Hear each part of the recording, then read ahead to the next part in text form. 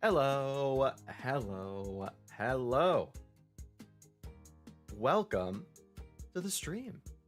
It has been, I believe, 2 weeks since the last one, so it has been a long time, but we back.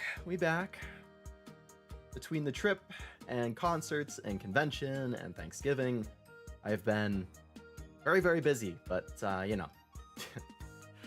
finally back home, finally can stream again, finally can hang out. Yay! Hello everyone who is here and made it to the stream. Thank you for coming to the big ol' return stream, which is not a big ol' stream because I just put a PowerPoint together with pictures and I'm gonna go through my PowerPoint. Yeah, it's like I'm back in school.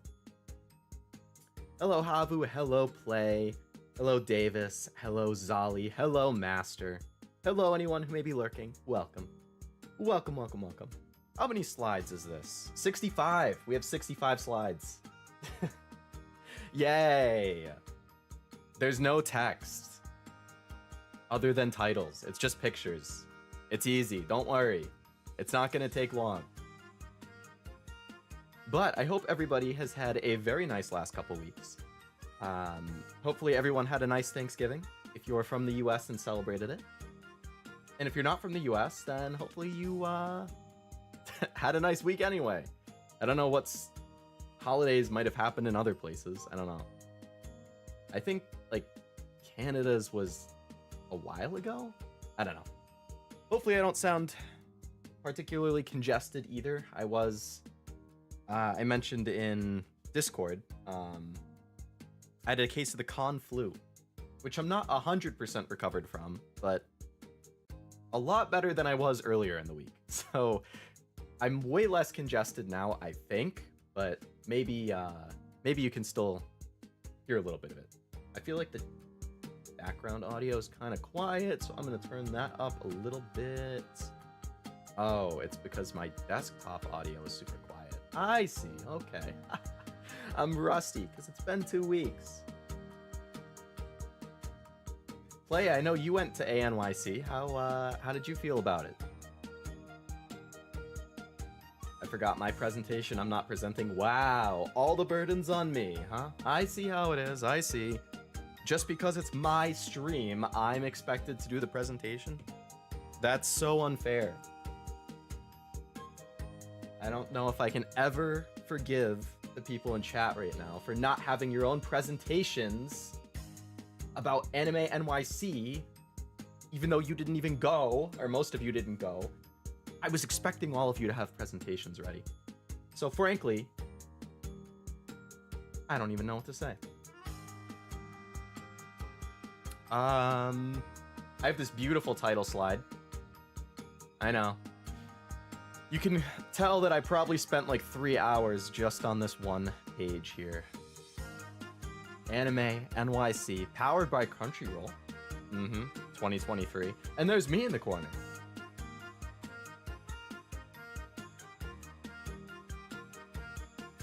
Double Leo. Ha. Crazy. So much fun. I was only able to get there on Sunday, but it was so fun. Nice. Sunday is good because I think it's the quietest. Easiest to walk around. Saturday's always the busiest, and Friday's in between. I just signed my name on someone else's project, so I just have to stand there. That was a classic move. My dog ate my computer? Uh-oh. That's like a whole new level beyond ate your homework. Ate your whole computer. Ouch. I didn't know it was presentation day. Hafu. It was in the syllabus. You're supposed to read it at the beginning of the semester. I clearly said at the start of the school year that Sunday, November 26th was presentation day. Now I know you don't even read my syllabus. Sorry, Mr. Lovelace, I'll bring it next Monday. All right, Zolly, all right. I guess you can have an extension. I guess everybody can have an extension. I'll let it slide. Oh, you can actually see my mouse? That's interesting. Maybe I should, turn that off so it doesn't distract you. Properties, capture cursor. Get out of here. Get out. Actually, you know what? I'm gonna leave it because I might want to like motion over stuff. All right, cursor's back. Oh wait, no, it's not. Whoa. Okay, now it's back. It's my birthday. Can I get an extension? I guess you can have a birthday extension. Is it actually your birthday play, or are you just saying that? If it is, happy birthday. Birthday the week after convention and Thanksgiving. Very busy. It actually is. Nice, nice. Happy birthday. I hope you have a nice day. You do. I can't talk. Are you doing anything for it? Like meeting up with any friends, having dinner with your family, like just hanging out? I always just hang out for mine. I have a special dinner I request from my mom, and she makes it, and then maybe I have some cake, and I just hang out otherwise. I don't really do anything. We're the worst class ever. Yeah.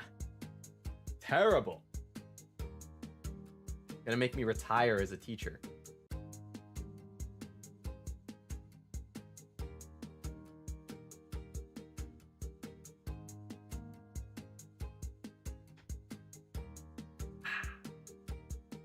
Walking around the city, going out to dinner, and my favorite bakery. Nice. Nice. Seems like pretty laid back stuff, but all very nice.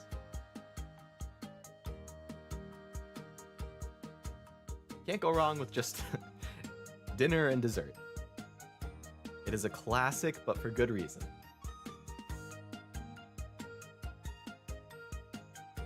All right. Here's the first slide.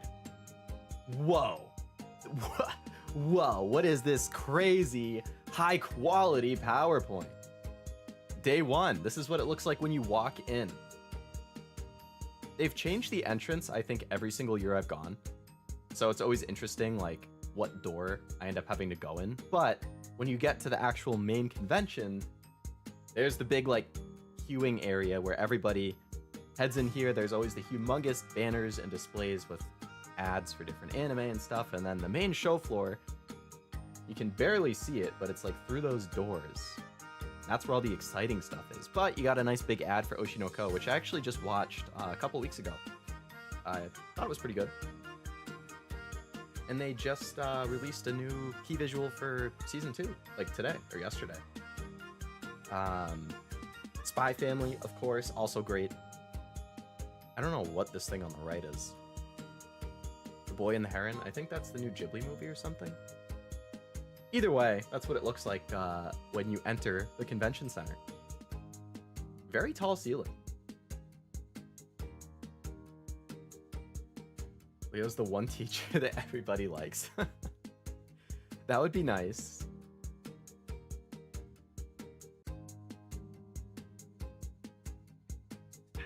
I feel like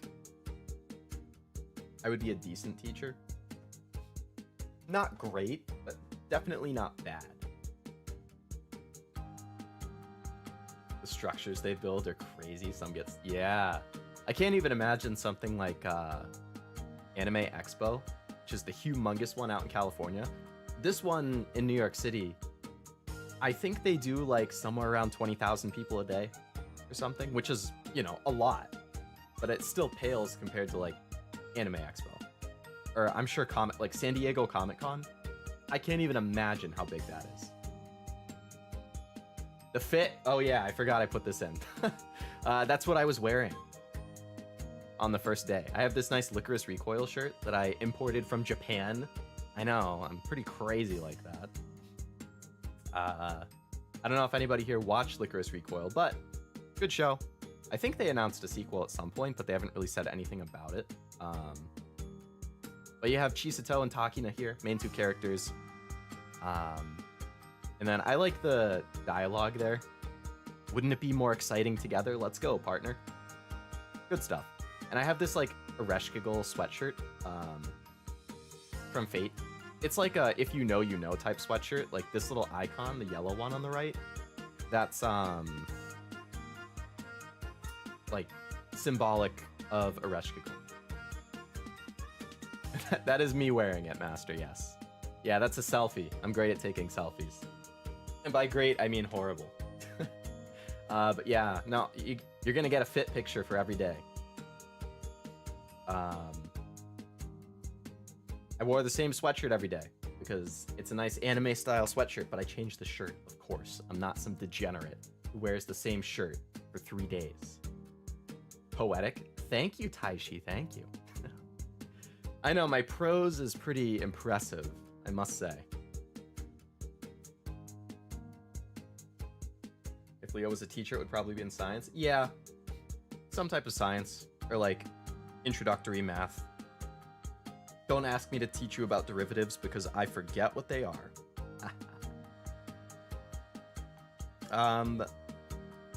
Wow, Anime NYC just showed up on my Twitter page. Interesting. Yeah, that's what I was wearing. So this is one of the first things I actually saw when I walked into the main convention thing on the first day, which is they had this thing called HoloLive Meet. I don't know if any of you, well, I know some of you follow HoloLive, but basically throughout each of the 3 days of the convention, they had various panels and karaoke streams and stuff with different HoloLive talents, and they just had a big screen set up where you could go and watch it. And there was a camera set up in reverse, so the streamers themselves could actually see you in the audience. So like, they call it HoloLive Meet because it's not like a meet and greet, but it's a little bit more interactive. Like, you can see them, they can see you. They will like ask people in the audience questions. They'll comment on cosplays. Like, it's kind of cool because it's a little more interactive. This is the one that was going on when I first came in, which was HoloLive Advent. They had Narissa, Shiori, and YuGiOh. I'm not sure which of the pronunciations is right, but they were doing a 3-way collab. And I just thought the picture was funny because you had YuGiOh doing her like the classic D face and then the wink. I love her expression, always. It's so good. I didn't really stick around to watch it, but they were doing it when I came in. I know I think Kiara and Callie were doing one at some point. I saw Altair from Holostars did a karaoke. I saw Haka from Holostars did a karaoke. I think they had some of the HoloLive ID talents also doing stream. Like, I want to say I saw Ollie at some point when I was walking by. They had a good variety of stuff. This guy on the right, you can kind of see this like big green thing. That's a guy, you know, like, I don't know if anyone here watches Kiara, but she has Kiwawa, and then that's like some frog. Like, if you know Kiara, you might know the frog. I've seen this guy at multiple conventions, and he has a gigantic cardboard frog like costume that he wears. It's pretty funny. I wish I had a better picture of it rather than just off to the side. But I'm dropping the class. Damn, Habu. Live, laugh, love, HoloLive. Yeah. Hello, Roscoe. Welcome to the stream. I know it's been a while. I hope you've been doing well the last couple weeks. I love Holostars. I wish I went. Yeah, I don't know if you're really near NYC to actually go to it, but I do know they do it at every Anime NYC. At least the last couple they've done it. They probably do it at other conventions too. I feel like I've seen them tweet about it, so I would just see if there's a convention in your area and then see if HoloLive does their own like presence. HoloLive had a huge presence at this year. Like, there was this HoloLive Meet thing. There was a HoloLive Advent panel, like all 5. Oh, Fuamoko did 2 different panels at this HoloLive Meet thing too, or 2 different streams. There was a whole Holo Advent panel. Suisei did a concert. Like, you had to buy a separate ticket. I wanted to go. I didn't get a ticket, unfortunately. But she did a whole like hour-long concert with, I think, Callie as a special guest. And then there was also HoloLive Indonesia. I want to say there was 3 or 4 of them. They had a concert on Sunday, which I did have a reservation for, but I didn't end up going to because I was busy walking the artist section. So didn't get to go to that, unfortunately. But yeah, HoloLive had a very, very big presence. All of Kiara's animal videos are funny. Oh, the Am things, yeah. Am Frog, Am Bat, like whatever. Fuamoko panel would have been sick to go to. Yeah, they did 2 different streams for sure. Um, I'm not sure if they did stuff outside of those, but regardless, they did have this big panel set up, which is cool. There are also figures that will be on display. All sorts of different booths sell figures. This was one that I walked by. This was at the Aniplex booth. Aniplex is one of the big anime companies. They produce their own figures. This was a Marin, I think is actually how you pronounce it. But she has this pool figure, which was recently announced. They had the prototype there for you to look at. I think it looks nice. I haven't decided if I'll get it. I probably won't, because I already have a couple different other Marin figures already ordered, and I don't need too many of the same character, but it does look good. There was also, on the other hand, this Bochi one, which they had on display. I love this. The screaming Bochi dino. There was like one specific scene in the anime that this came up in. I mean, I love the Bochi the Rock anime. It was my anime of the year last year. This figure is so funny. I'm definitely gonna get this. And they had a QR code right there. You could just scan that to pre-order. They made it very easy. But I did think this was cute. I went to Virginia for Thanksgiving break. Nice, Davis. Nice. You have fun? It's a good figure. Also, the Bochi one is cute. I couldn't agree more, Master. I couldn't agree more. I forget. What Marine figures do I have ordered? I think I have... I want to say I have 2 ordered of that swimsuit scene from like episode 2 or 3. And I feel like I might have 1... Oh, no.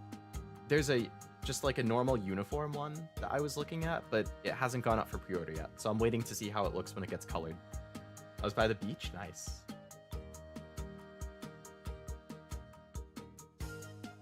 Playing the story in Mortal Kombat 1, it's very long. I mean, you're getting your money's worth. Means you get a lot of gameplay time out of it.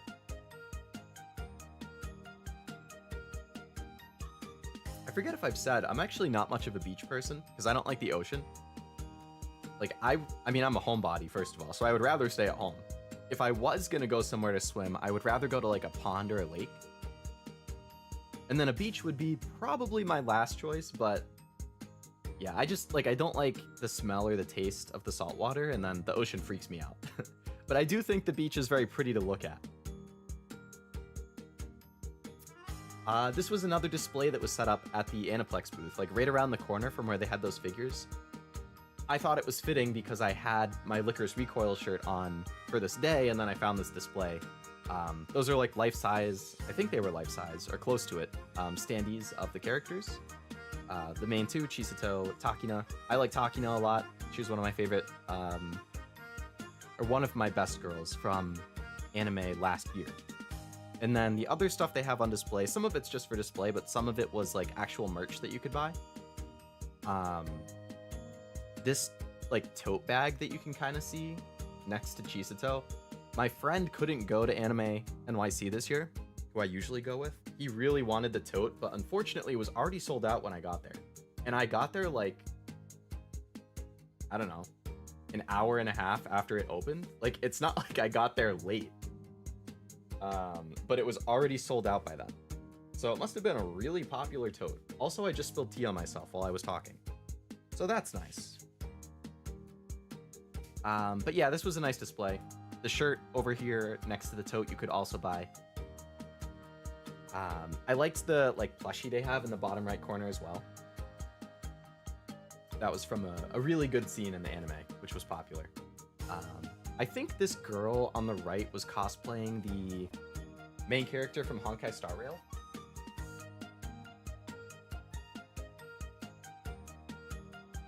But yeah, that was a nice display. I mean, guys. FGO always has a big presence at Anime NYC, which I'm very happy about because FGO is my favorite gacha game, one of my favorite stories of all time. And this year, they had this gigantic display of Musashi that you could take a picture with and everything. This is going to come up again. It will come up again. But I was very excited when I walked towards the FGO area, which was right next to Aniplex. and they had this gigantic Musashi banner. I didn't get a picture of it, but next to the Musashi one, there was also a giant banner of Saber, which is the face of the franchise, and Gilgamesh. How many times did they have to ask you to step away from the banner? Too many, Master, too many. You know, I might have gotten kicked out of the convention on Friday after I took this picture because I was trying to make out with it, and they didn't like that. They said that's not appropriate for a convention, and I was like, you know what? This is my waifu. I can't help myself. But yeah, I was very happy to see this. Leo collecting swag, let's go. I mean, there's gonna be a lot of that, Master. Like, the first 30 pictures, or I told you I mentioned, there's like 65 slides. The first 30 or so are pictures of the convention, and then the other 30 are pictures of stuff I bought. So, there's a lot. But yeah, FGO had this. There is other FGO stuff that I will show later on as well. But yeah, of course, I was very excited to see Musashi. There was also this Bay standee, basically right behind the earlier HoloLive picture I showed, like this thing. Behind that, there was more HoloLive stuff on display, and this is one of them. You could take a picture with this Bay standee, so if there are any Bay fans, you could have gotten a nice picture. Right next to this on the left, not pictured, there was also like a VR station. They had some VR worlds set up that you could walk around in, which was kind of neat. I didn't really interact with it, but I thought it was cool.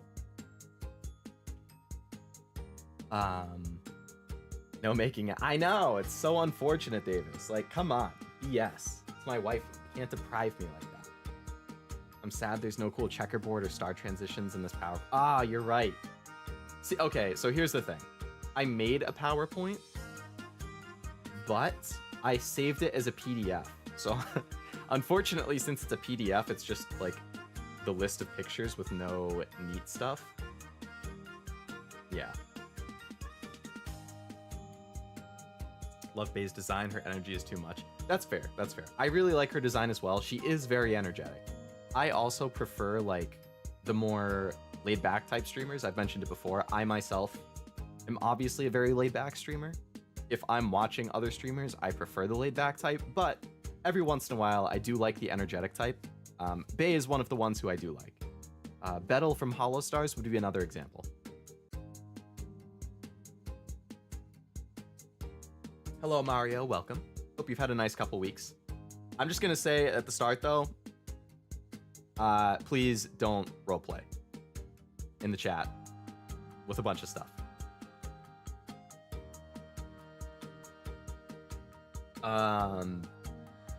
I love Bettle. Yeah, he's really good. Did you do your Anime NYC presentation? Oh, yeah. Yeah, nobody did it. Nobody did it. Leo's the most energetic streamer I watch. Maybe. Oh, Corona is definitely more energetic than me. Well, she gets really loud. But for energetic, I don't know. I feel like she's more than me. On stream, I'm a lot more energetic than I am in person. I don't know if it's partly because of like adrenaline or if it's like I just kind of put on a little bit more when I'm streaming or what. But I am not talkative outside of stream. Like I will say like a total of 100 words the entire day outside of stream. I'm a Machina Flayon guy. Machina Flayon, I follow him on Twitter. I think he's pretty funny. I don't think I've actually caught his streams though. Oh yeah. So after I found the HoloLive booth, there was this interesting picture that got taken.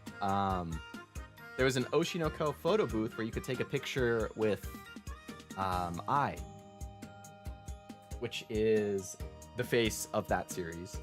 And I ran into another VTuber, Scourge. Their @ is on the left there. That's their @ on both YouTube and Twitter. So if you want to, follow him, he does mostly videos, not so much streams, like pre-recorded and pre-edited stuff. But very nice guy. He does like a Your Waifu is Trash series, which is kind of funny. It was the first time I looked at his channel. The first video I saw was Your Waifu is Trash Asuna edition, and I was like, no, Scourge, Asuna is one of my favorite waifus. How could you do that? But yeah, he does that, and then he also does some like 18 plus content reviews though. So if you are not 18 plus, exercise caution. Maybe don't. But if you are, nice guy, definitely recommend checking him out. And yeah, we met up at some point. I actually had only started talking to him a week or two before the convention, because we met through a mutual friend, Zero, who you guys might have seen in chat before as Legit Weebs. He was friends with Scourge, and then I met Scourge through him. We got to chatting again. Like I said, very nice guy. Definitely check him out. But we met up when we had some time on Friday. Took this picture together with I doing the same pose and everything. It was pretty funny. Also, I'm not that short. I know it looks like I'm short. Yeah, Habu, Leo short. I'm not like, I'm average height. Like maybe half an inch under. Like the I stand was like 6 feet tall. So it looks like I'm short, but that I stand was straight up like 6 feet tall. Scourge is very tall. He's over 6 feet. And that stand is almost as tall as him. So I was shocked because I was like, damn, like I's canon height is like barely over 5 feet. And like, I don't know why it made me feel so small. But yeah, we took this picture together. I thought it was a nice picture. And it was nice to meet him. You met him in person, but the face is posted. Yeah, I met him in person and then I edited the picture. So obviously this is our faces. Or I mean, these are our faces, right? I had to make sure we had the correct faces. He's very tall. Yes, he's very tall. Stood of... But then I would have covered up the Oshinoko words.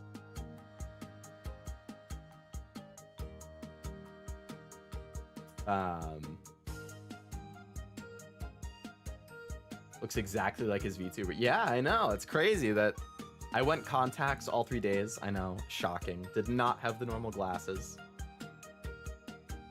Sounds like copium. No, no, I promise. I promise. I'm not like a super tall Ike man like Zero is, but I'm not like short. I'm 5'8".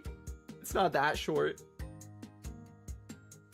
Right? So like I'm 5'8", right? So imagine how tall that standee is to be that much taller than me, right? Like I said, it was like 6 feet tall. This isn't like a convention thing where they gave you a frame photo. No, yeah, this was just taken with one of our phones. So yeah, Scourge and I were standing behind the frame, and then somebody took a picture of us. Yeah, I can see the legs beneath. Yeah, yeah, there's our shoes underneath. Yeah. But yeah, this was a nice picture. It was nice to meet Scourge, like I said. Nice guy. Definitely recommend checking him out on YouTube or Twitter. You can find him just by the same @ on both websites that I have on the left there. Yeah, it was nice to meet him. And that was the end of day one. I did a little bit of shopping, but I have all of the merch stuff at the end. I did meet up with another one of my friends on Friday, but we didn't get a picture together, unfortunately. And then I met up with him again on Sunday. Also didn't get a picture with him. And he was cosplaying. He cosplayed all 3 days. I think Friday he cosplayed as the main character from Blue Lock. And then Saturday... Oh my god, what did he cosplay as on Saturday?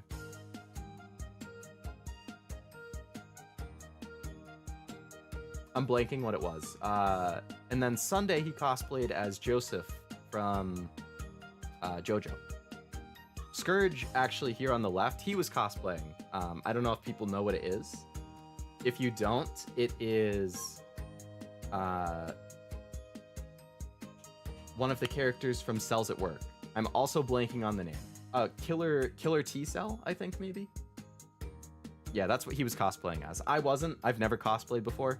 That's just a casual outfit. That's usually the type of thing I wear. Demon Slayer cosplays I see. Yeah, there was a lot of Demon Slayer.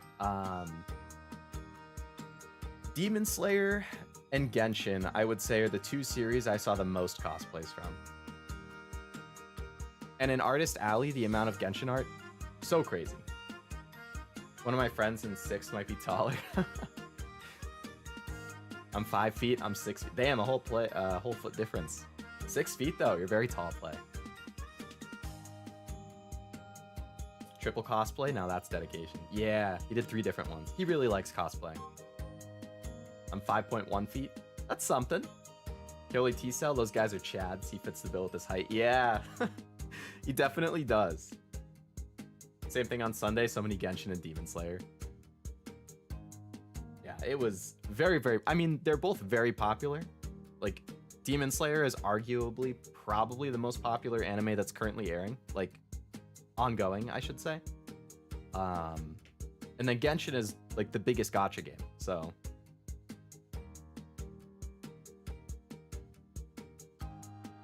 Yeah. You were there at Anime NYC, Mario? You think? I mean, it would be hard not to know if that's where you were. LMAO, I think. Yeah. I was thinking the same thing. It was last weekend in New York City. I did not know Demon Slayer was still ongoing. It is, yes. I mean, it's not like airing right this moment. Like, there's not a current season. But like every year or two, there's a new season. I think there are... There's 3 seasons in a movie. I'm actually watching the most recent season right now. Like, I'm about halfway through it. They do have another season announced for next year, I think, or the year after. And then I think there's going to be one more season or one more movie after that. So still ongoing. Probably won't end until mid to late 2020s. I don't know mine, but I'm over 5 feet. There you go. All right, so this was entering the con on day 2.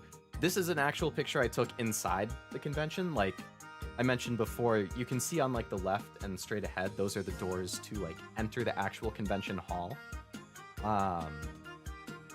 This is what it looks like when you actually go in, and you can see this is the dealer area. Artist section was on the opposite side. Dealer area is where like a bunch of stores and like big anime companies come in and set up their own booths you can shop at. So Viz on the right, they do a ton of like anything Shonen Jump. Viz is the one who publishes the manga. They'll have like displays you can take pictures with. Aniplex booth is on the left. That's where I took the pictures of the figures like on the day 1 slides. Bushiroad booth out there in the back. They do like Bang Dream and D4DJ. They do the Weiss Schwartz cards. They do Card Fight Vanguard. All sorts of that type of stuff. I do have more pictures of that later on, actually. I'm kind of short, but I'm cool with it. Hey, I mean, as long as you're all right with it, like, it doesn't matter, I don't think. My little sister went as Nezuko on Sunday. Nice play. Yeah, Nezuko, I think, is really popular for cosplays. Did you cosplay at all?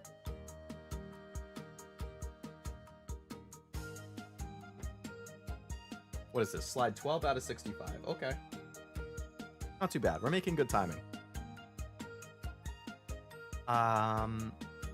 Whoops. I clicked out of it. No, where is it? There we go. Okay. Get out of here now. Oh, you went as Luca. Nice.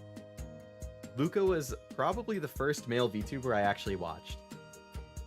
Yeah, back when Nijisanji En first came out with the male wave, Luxium. That was like, what, December of 2020 maybe? Yeah, that was the first one I ever watched. I don't watch him much now, I just don't have as much time. If I do watch streams at this point, it's generally either my Oshis or like my friends who are also VTubers, but I do still like Luca a lot. I like seeing clips of him. Oh, 2021, okay. Yeah, I knew it was 20 or 2021. Oh yes, you're right. 2020 is when HoloLive, like the fall HoloLive English started, and then 2021 in the spring is when Nijisanji English started, and it was the end of 2021 when Luxium came out. Yes. You are right about that play. Some of these conventions are so big, there aren't enough pictures in the world to show it all off. Yeah. Like, the pictures I have are just not even remotely close to showcase everything there. Like, I go all 3 days, and I feel like I barely see everything I want, or do everything I want. Like, I chose to not go to the panels and concerts I had reservations for, so that I could keep walking around and browsing and shopping. This is what I was wearing day 2, the fit. Same sweatshirt, like I said, but I have this nice Bochi shirt. Again, also got that from Japan. I didn't go to Japan, I imported it. But Bochi was my anime of the year last year. I really like the Bochi signature that she has, and they have it on shirt, so I like that one a lot.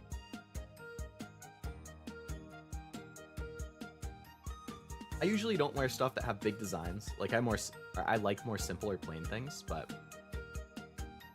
I went to the first NYC in Jobbits, and it was tiny then. It's amazing how much it's grown. Yeah.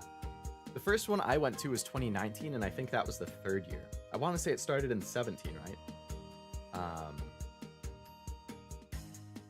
Yeah, 19. I mean, it was big in 19, but it's much bigger now than it was. And I'm sure you saw play. They announced that starting next year, it's instead of being in November, the weekend before Thanksgiving, now Anime NYC is going to be in August, at the end of the month.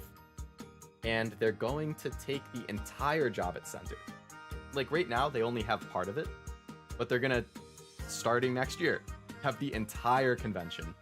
I mean, the entire convention hall, and it's going to be in the summer, which I don't know how I feel. Like, yes, New York in November gets really, really cold, so it can be annoying standing outside, like, waiting for Ubers to get back in, or to get back to, like, where I stay. But summer is going to be really, really hot, and I prefer, like, jeans and sweatshirts to wear. So I don't know. We'll see. I'm adorable when I'm small. I mean, that's good that they like it too. Oh my god, what? It's another picture that that I took? That's crazy. I got to take a picture with Musashi. What? What? We're doing the same pose and everything. What? What? Yeah, I was too shy to do it on the first day. I just kind of like looked at other people taking pictures and I was like, damn, I want a picture. And then I just didn't. So day 2, I was like, stop being a bitch. Just take the picture. So they had the swords there that you could, you know, do the same pose as her, do your own pose. I saw people who were doing like duo pictures, like 2 people would go up together, they would each take a sword and make it look like they were fighting each other. Yeah, so got a nice picture with Musashi. That was nice. And I nailed the pose. That was like without looking at her. I was just like, I know Musashi so well. It's not 100% perfect, but it's like 97%.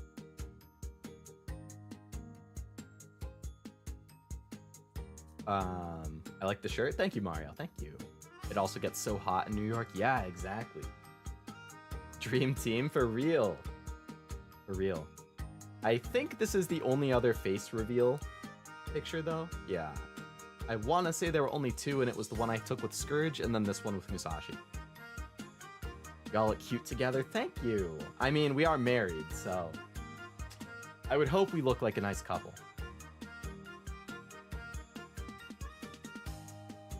But yeah, it was nice they had the prop. They also, they had Saber's sword, which you couldn't, like, lift up or take out. Like, it was stuck in place, but that's because her main pose is, like, her sword stuck in the ground and she's holding it. So you could do that, and then Gilgamesh also had his, like, Noble Phantasm thing that you could take a picture with, so... No, Davis, no. Kids are too expensive. I don't like kids. They're loud, they're annoying, they're too much energy. I would rather spend my money on Pokemon cards than on kids. So, no kids. At least not now. We need tiny Leo. I mean, you know, maybe one day it would be nice to have one, but at this current moment in my life, I can't say I have an interest in it.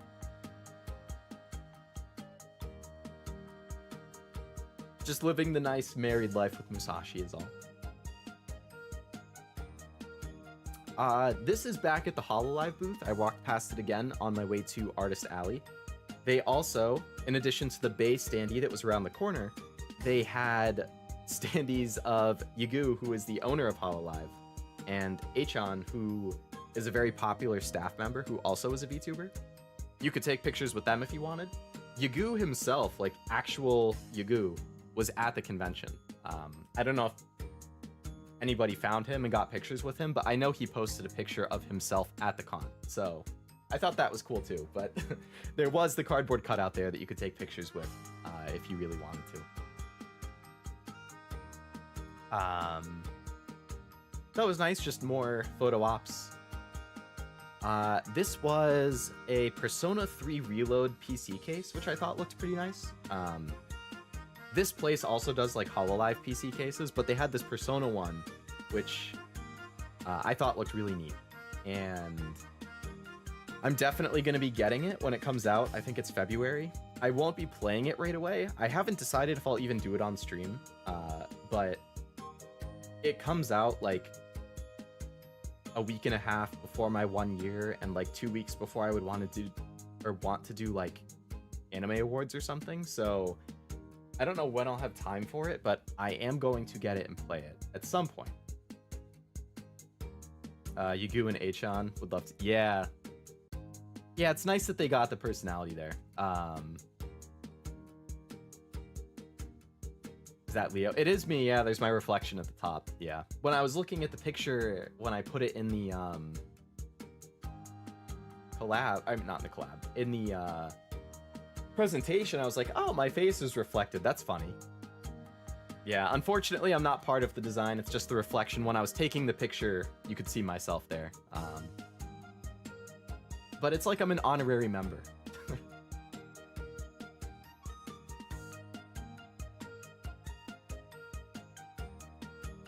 Definitely a neat looking kit. The HoloLive ones look really, really good. And they had like just come out with an Ame one. And I think if you were one of like the first 20 people to buy it, or the first 30 people to buy it or something, you got a signed, like handwritten thank you message from Ame, which was pretty cool. I am not in the market for a new PC case, but it was neat.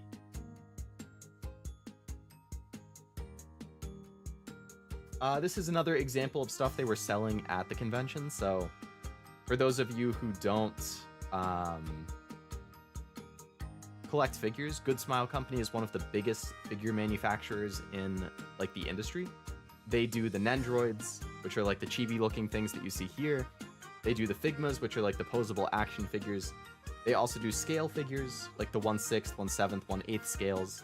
And they do a bunch of other stuff too, like plushies and auxiliary products and whatnot. This was a very small sample of stuff that they were selling at the convention. So you can see they have like Hatsune Miku Nendroids. They had some Evangelion stuff. The third row, they have a Darkness Figma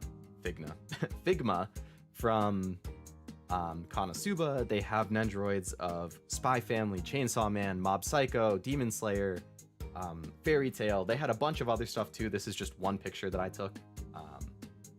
I didn't buy anything from there, but I do own a lot of figures that they've produced. Very, very reliable company. I have trauma from my yandere girlfriend. Yeah, yanderes are kind of risky, to put it mildly. Never bought anything from them, but so many have partnered with them. Can't wait for the Leo. A Leo Nendroid would be so cool. The odds are very low. It would need to be like, I think like the agency VTubers, they have Nendroids that have slowly started to come out. There's a bunch of HoloLive ones. I actually own a few. I have Miko, Flare, and Marine Nendroids. And I think some indies have started to get them. I think Shoto is getting a Nendroid. I think, who is it? Shy Lily has one announced. I want to say there's a couple others.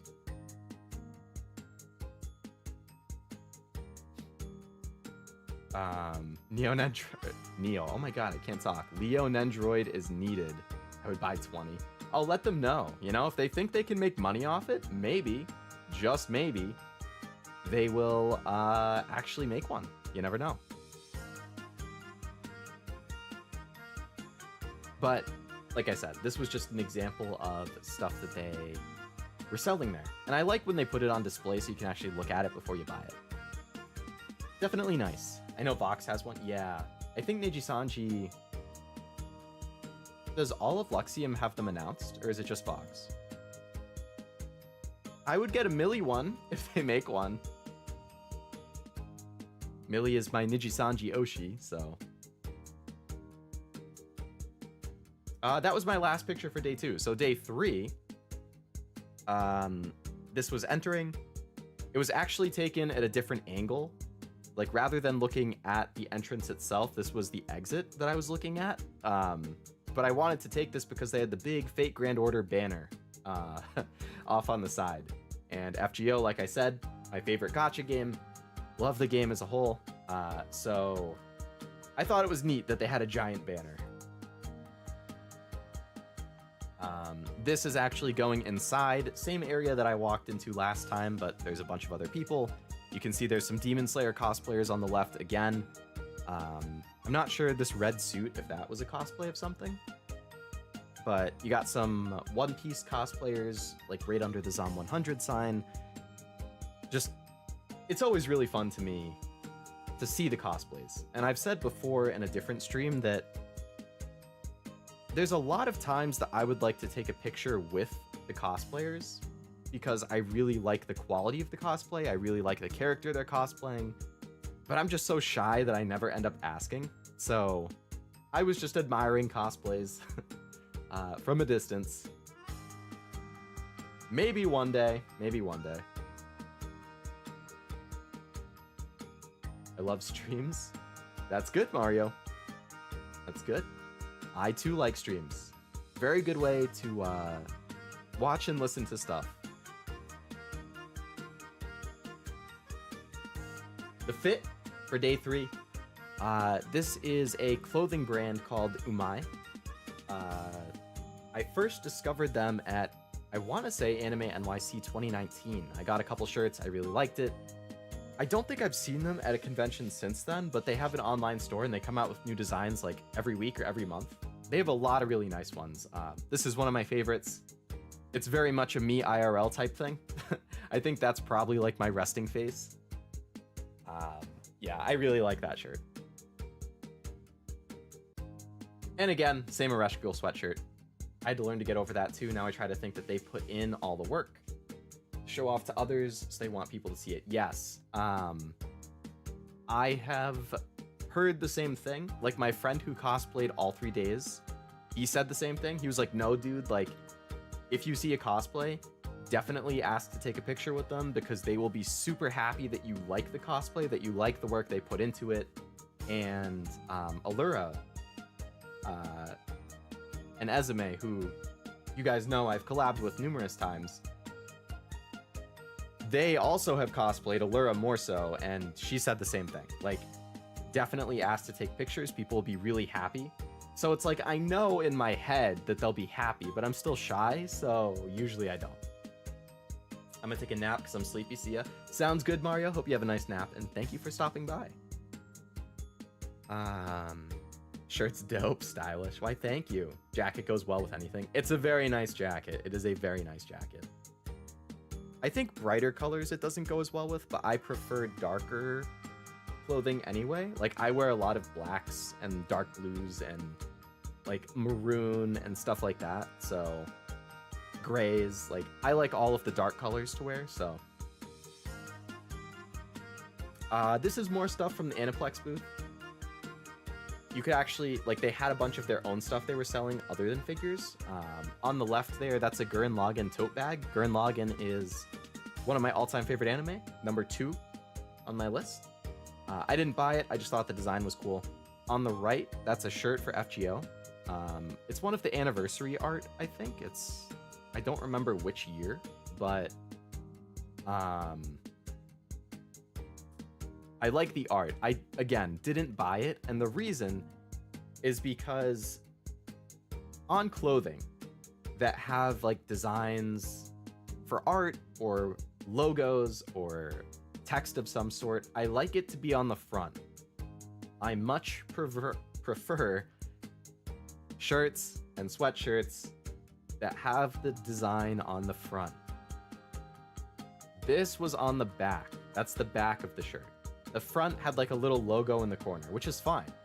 I like little logos. But the main art was on the back. And I'm like, why do I want to wear it if I can't see the design though? You know? Like, so I like it in the, it's just like a personal preference, but I do really like the art. Can I have the jacket? I'll borrow it. It might be kind of hard to get it when you're all the way out in, you know, Europe, but I do love that jacket. I also have an Ishtar version, which instead of being red and black, it's white and black. So that goes with even more because white and black is a lot more neutral than red and black. Okay, so this was an FGO Kigurumi show. For people who don't know what Kigurumi shows are, or that type of thing, it's when, you see it with Pokemon a lot, like Pokemon parades. It's when they have people in these like full costumes and they kind of walk around in it. So they had an FGO one where they had MASH, the female protagonist, and Saber. Or you can see them in the back there. That's Saber, MASH, and then female protagonist in order. So I watched one of the shows on Sunday. It was pretty funny. The characters all kind of play a role. MASH is usually just very stoic. Same with Saber. The female protagonist is more crazy. Like, she'll run around the stage. She'll, like, mockingly react to things. She'll, like, kick it. The presenter, like, it's kind of funny. I also thought it was cute. Like, in the corner here, there's these two kids. They were cosplaying as Anya and Sailor Moon. I was like, oh, that's, like, it's so nice that even kids can get into anime and cosplaying as their favorite characters. They actually, there was a photo session part of this, and the kids ended up going on stage and taking a picture with the Kigurumi thing. It was really, really cute. Yeah. Squareness is weird. Why not round the edges? Looks like it's photoshopped. That's also true. Yeah, there's sometimes I think the square ones look good, but I do tend to like the curved stuff. Like, make it more PNG-like. I saw that. Nice play. Nice. Good taste. Depending which one you went to, maybe I was at the same one.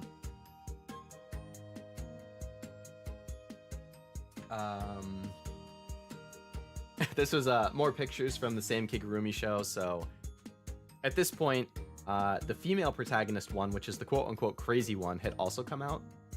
She's the one with the orange hair. And then, like I said, they had a photo session part, and the girl here on stage was cosplaying as Saber, which is the face of Fate. Like, she is the character that the most people will know from Fate. So she went on stage and she was giving MASH a hug. And then the female protagonist was like, I want in, so female protagonist hugged Saber while Saber was hugging MASH. I thought it was really cute. It was like a nice wholesome moment. Yeah. This is another one from the photo session. This guy had a Kirby plushie, and when he came on stage, he handed the plushie to the female protagonist one, and she was very excitedly holding it and doing a pose with it. Again, it was cute. It was funny. Just nice seeing how they would like interact with the people who came on stage. Again, another example of I wanted to get a picture with them, but I was being shy, so I just watched. Oh yeah, I have a video of it. Yeah, I have like a 1-minute video. You can kind of see what it's like. Let me put it on. I don't have one. Don't look at me. Wait a second. I don't hear the audio. Okay, hold up. Properties. Let me turn off the chat song for a second. Put this on. I don't have one. Don't look at me. All right, MASH. I think it's time we got out of here. Yeah? Why don't we get you out of here, MASH? Come on. Let's let this one occupy herself for a minute. No, hey. I'm gonna restart it Come one more on, time yeah. because I wanted to comment on stuff while it was happening. For whatever reason, I couldn't hear it, so I just had to adjust the audio. I had the audio set to only go to you guys instead of also me, so I was only seeing the video.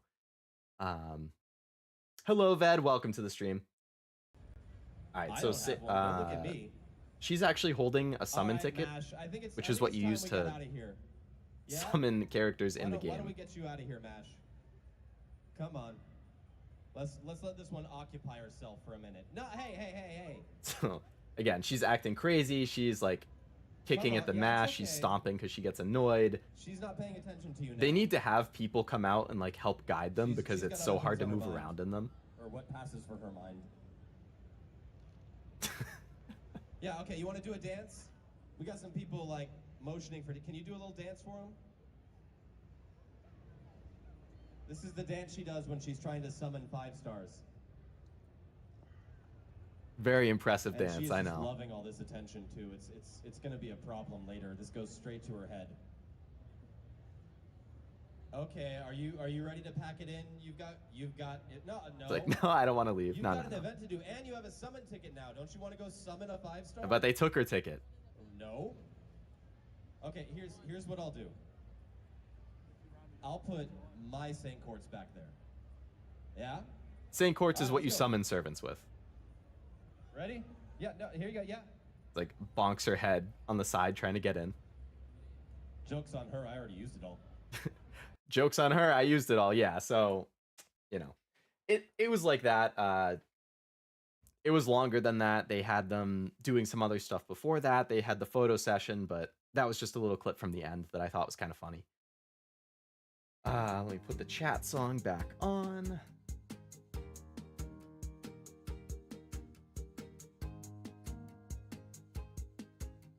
Whoever's in the big head costumes need a raise. Yeah, they give them a lot of personality. Like, those characters are based on a spin-off manga for FGO, which is mostly just characters like acting like extreme versions of themselves, and it's very stupid, but it's very funny. Yeah, and they have the characters acting like that. Mash is actually a degenerate in that spin-off thing. The female master is crazy. Saber is usually very stoic, just wants to eat. Yeah, that was the video that I had saved. The dance for 5 stars. Yeah, I mean, you gotta have some type of like for me, when I'm summoning for 5 stars, I actually have a favorite song, which is like my good luck song. So usually I'll try and listen to that while I'm summoning. And like I'll hit summon at a specific part in the song that I like, because I'm like, oh yeah, this is gonna get me it. There's been times where I do get the 5-star when I do that, and then there's other times I don't. You know, it's all just like, it's stupid, like, I don't know what the word I'm thinking of is, but yeah, I think a lot of people have stuff. You got people who like make the shrines for the character. I once worked as a mascot for Giant Tiger, very difficult job, and ever since then, I have a newfound respect for them. There you go. I used them all, he's a prankster. He was. Chance luck. To actually get the card, or the gacha, yeah. It's more of like, it's like, the word I'm looking for is to describe like a personal belief or system or thing that you do that will bring you like success or a good luck. I don't know why I can't think of the word. When I'm hoping for a good pull, I just repeat the name of the thing I want or insult the game. I mean, if it were... Oh, superstition! Yes! That's what I was thinking of. Thank you, Master. Oh my god. It was like on the tip of my tongue the whole time, and it was driving me crazy that I could not for the life of me think of it. Ritual, that also works. Yes, both accurate. This was a poster that was at a booth near the FGO booth. I think it was the Bandai Namco booth. They had this nice picture of Suletta and Miorine from the most recent Gundam series, Witch from Mercury, which I actually just finished like a week or two ago. Very, very good. Highly recommend it. Great action series, good story. Great soundtrack too. But you can see it's signed because the Japanese voice actors for the characters were actually in New York for a panel for Gundam, and they did a signing session, which I wanted to go to, but unfortunately I did not get a ticket for. Again, I missed out on the timing for it. So I didn't get to meet them and get something signed, but they had this banner that they did sign, and it was just kind of on display. And I thought it was nice that it was like, I really like anime character in real life type things. So the two of them in front of like an actual photo of the Statue of Liberty, I thought that was cool. We're no longer at 400 because someone unsubbed. Yeah. I mean, I don't blame them. Like, I think it actually got up to 402 at some point, but it's down to 399 now. And I mean, I was inactive for 2 weeks, so I get it. Like, if I see that somebody is inactive, it makes me more likely to unsub because I'm like, why am I subscribed to a channel that doesn't do anything? I had plans to have stuff like get posted while I was inactive. Like, I wanted to post shorts while I was away. I didn't get to make them in time. I wanted to do a video when I came back from the convention, but then I got the con flu, so I sounded terrible because I was super congested, so I couldn't record that.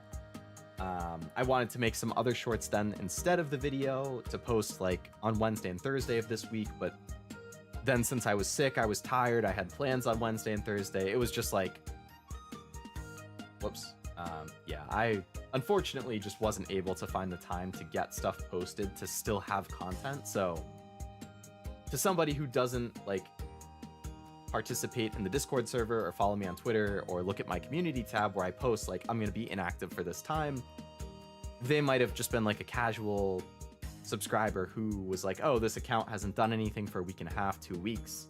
Okay, I'm going to unsubscribe. So totally fine. I get it. It's the nature of content creation. People unsubscribe if you are inactive.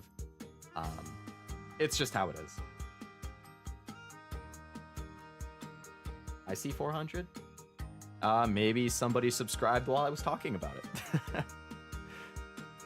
Which is cool. All right, it's back to 400. Yay! Woo!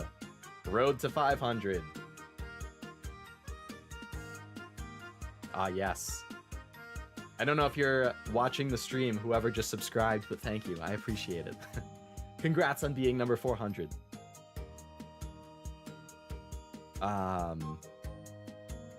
Okay, so let me pull... I just left the presentation to go look at that. I bet you'll see the numbers going up again soon. I'll always be here. Thank you, Havu. Thank you. Yeah, hopefully now that I'm back from all of my busyness and planning on getting back on my streaming grind, hopefully the number continues to slowly go up. I also haven't posted a short in like a month and a half. I was really on top of those for a while and then I kind of fell off. So I have a big backlog of streams I can pull shorts from, so hopefully I can get some shorts created again, and that will also help with just consistency, but we'll see. And yes, hopefully the algorithm is like, okay, it's not a dead channel. You can recommend it again.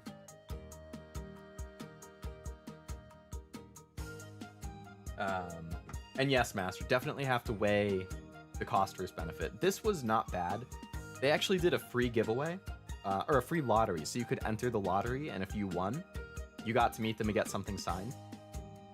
If you didn't win the lottery, which I didn't, you could also meet them and get something signed by buying $50 worth of merchandise at the booth, which I was going to do. I was willing to pay $50 to get a piece of merch for them to sign. There was a really, really nice, like, framed photo they had. So I was going to get that and then have them sign it. But again, I got there Friday at like 3:15, 3:30, barely more than an hour after the convention opened. And that framed photo was already sold out and the signing tickets were already gone. It must have been in very high demand. So unfortunately, didn't work out, but yeah, who knows, Davis? Maybe you're right. Maybe they'll come back a different year. Who knows? The ticket would have been free. If you won the lottery, the ticket was free and they would sign something for free. If you didn't win the lottery, you could still meet them for the $50 thing. And then once that was gone, because it was limited like spots, then you just couldn't meet them. But it makes sense. You have to limit it. Otherwise, demand is going to go crazy. This was just a random display they had for Oshinoko. I thought it looked nice. Again, like I said, I recently finished it, so it was good. I recommend it. This is an example of one of the booths in like the dealer area. Selling all, these are all prize figures is what they call them. So they're like cheaper figures. Normally they're worth like $20. You can see here that there is the quote unquote con tax, convention tax, whatever you want to call it. They're selling them for $35 each. Honestly, not terrible, because 20 is like the price you would pay at like a store in Japan. And then if you're paying international shipping, it's going to be more than 35. Like you're going to pay at least $15 in shipping. If you are buying these at like a local store, maybe you're going to pay $30. If you're buying it at like a United States online store, maybe you're going to pay like $25 to $30 plus shipping. So like 35, honestly, not bad. And then they had the 2 for $50 deal, which actually is like a really good deal. So yeah, honestly, I was kind of surprised because generally I look at the dealer area and I'm like, all of this is overpriced, but at least this table, those prices I thought were pretty fair when you take into account like international shipping and other shipping and stuff. Now, the scale figures, which I don't have in the picture, those are overpriced. Those are like, you could buy a scale figure for $150 from AmiAmi and then pay like $40 in international shipping and get it for $190. Or you could buy it at the convention for $250. Okay. That's where the contacts really hits. But with these prize figures, I thought it was okay. And they had a really good variety. You can see they have like Data Live, Your Lie in April, Steins Gate, Love is War, Madoka, Quintuplets, My Hero Academia, Demon Slayer, Fairy Tail. Like there was a bunch more not pictured. There was like Hatsune Miku stuff off to the side. And this was just one of the tables out of like hundreds. So a ton of variety, Wow Hawks. Oh yeah, over on the left, there's a couple.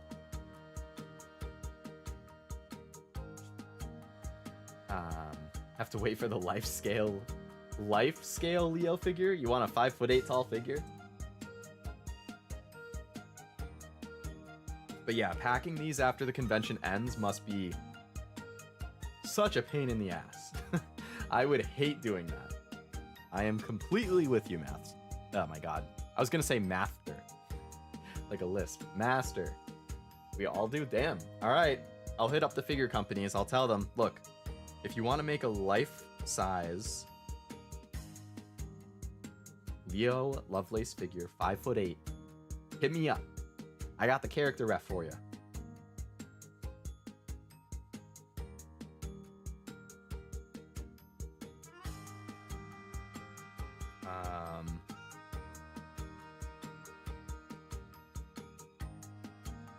All right, so those are figures. Again, surprisingly decent deal. I like the quintuplets one. I was actually thinking about getting those, but I ended up not. I have like other figure pre-orders that I need to focus on instead. I actually just got a bill for my November like pre-order from AmiAmi, which had a prize figure of Hestia from Is It Wrong to Pick Up Girls in a Dungeon? It has a scale figure of Leonardo da Vinci from Fate, and then some like keychains and stuff. So I have to pay for that actually. So I would much rather that than some of these prize figures, but surprisingly good price. This is just another picture of stuff that was for sale. This was at the Bushiroad booth, so I mentioned them earlier, but it's a small selection of things they were selling. I know it's probably hard to see this unless you like zoom in on the stream, but they had a bunch of Weiss Schwartz stuff. They were selling Spy Family stuff a little bit before release day, which was pretty cool.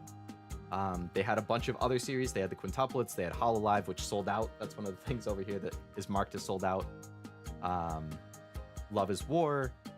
a bunch of other series. They had Cardfight Vanguard stuff, which I don't play, but you know, there's an audience for that. They had a little play area set up too nearby, so you could open the packs that you bought. You could build a deck and play. You could do all sorts of stuff. On the left here, that was just other types of merch. They had like can badges, charms, keychains, standees, shirts, photo frames, like pin, like all sorts of different stuff. They had Bang Dream stuff, New York exclusive stuff, or convention exclusive stuff. So yeah, just another example of types of things that you can find to buy.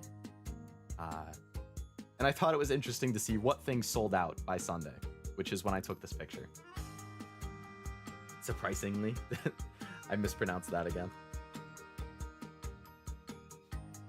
Is it wrong to pick up girls in the dungeon? You a fan of it, Play? I haven't finished the 4th season yet. I know they just announced the 5th one. I'm like a 4th of the way through the 4th season. I watched like the first 5 episodes out of 20-ish, maybe. Looks like a video game store page. How much gold do I have to put down? I could see it. I could see it. These are some more photos from the Aniplex booth with some figures that they had. On the left, they didn't have a prototype yet because it's only been announced, but they said they were working on a Ryuko and Mako like pair figure. This is like when they show an art like this, that's generally what this figure is going to be modeled on. So at some point there should be a figure that is based on this design on the left. On the right, that is Devil Hamura from Madoka. I still haven't seen the movie, which has been on my list for a long time, but I did like the main show, and I thought that figure looked nice. I don't like Madoka stuff enough to warrant buying a figure for it, but good design.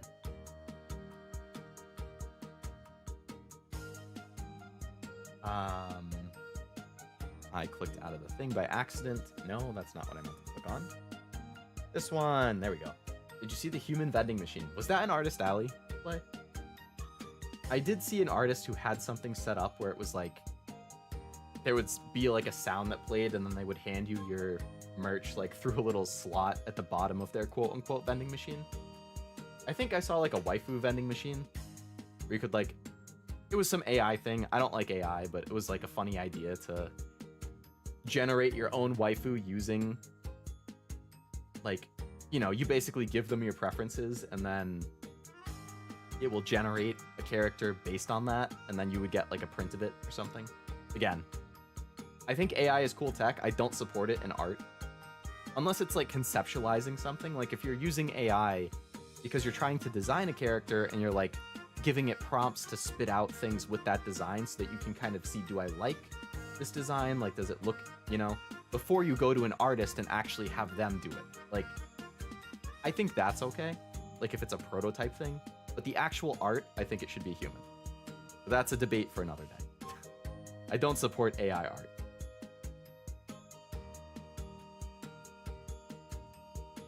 It was the Artist Alley one. Yes, I did see that then. Yeah, that was funny. It's like medical experimentation. Yeah. Yeah, I think especially in creative fields, AI is very, like in tech, AI is amazing. It's very, very cool. But it shouldn't replace people and creative stuff. Okay, this was just like a random funny thing that I saw in Artist Alley. One of the artists had their booth set up, and then just around the corner of their booth, they had a little table with a picture of Noctis, which is the main character from Final Fantasy 15, inside this heart thing, and like that's it. There was no other context. They just had this sitting on the side. Like, I don't know. I thought it was funny. I've never played Final Fantasy 15, but it gave me a chuckle when I walked by, so I took a picture of it.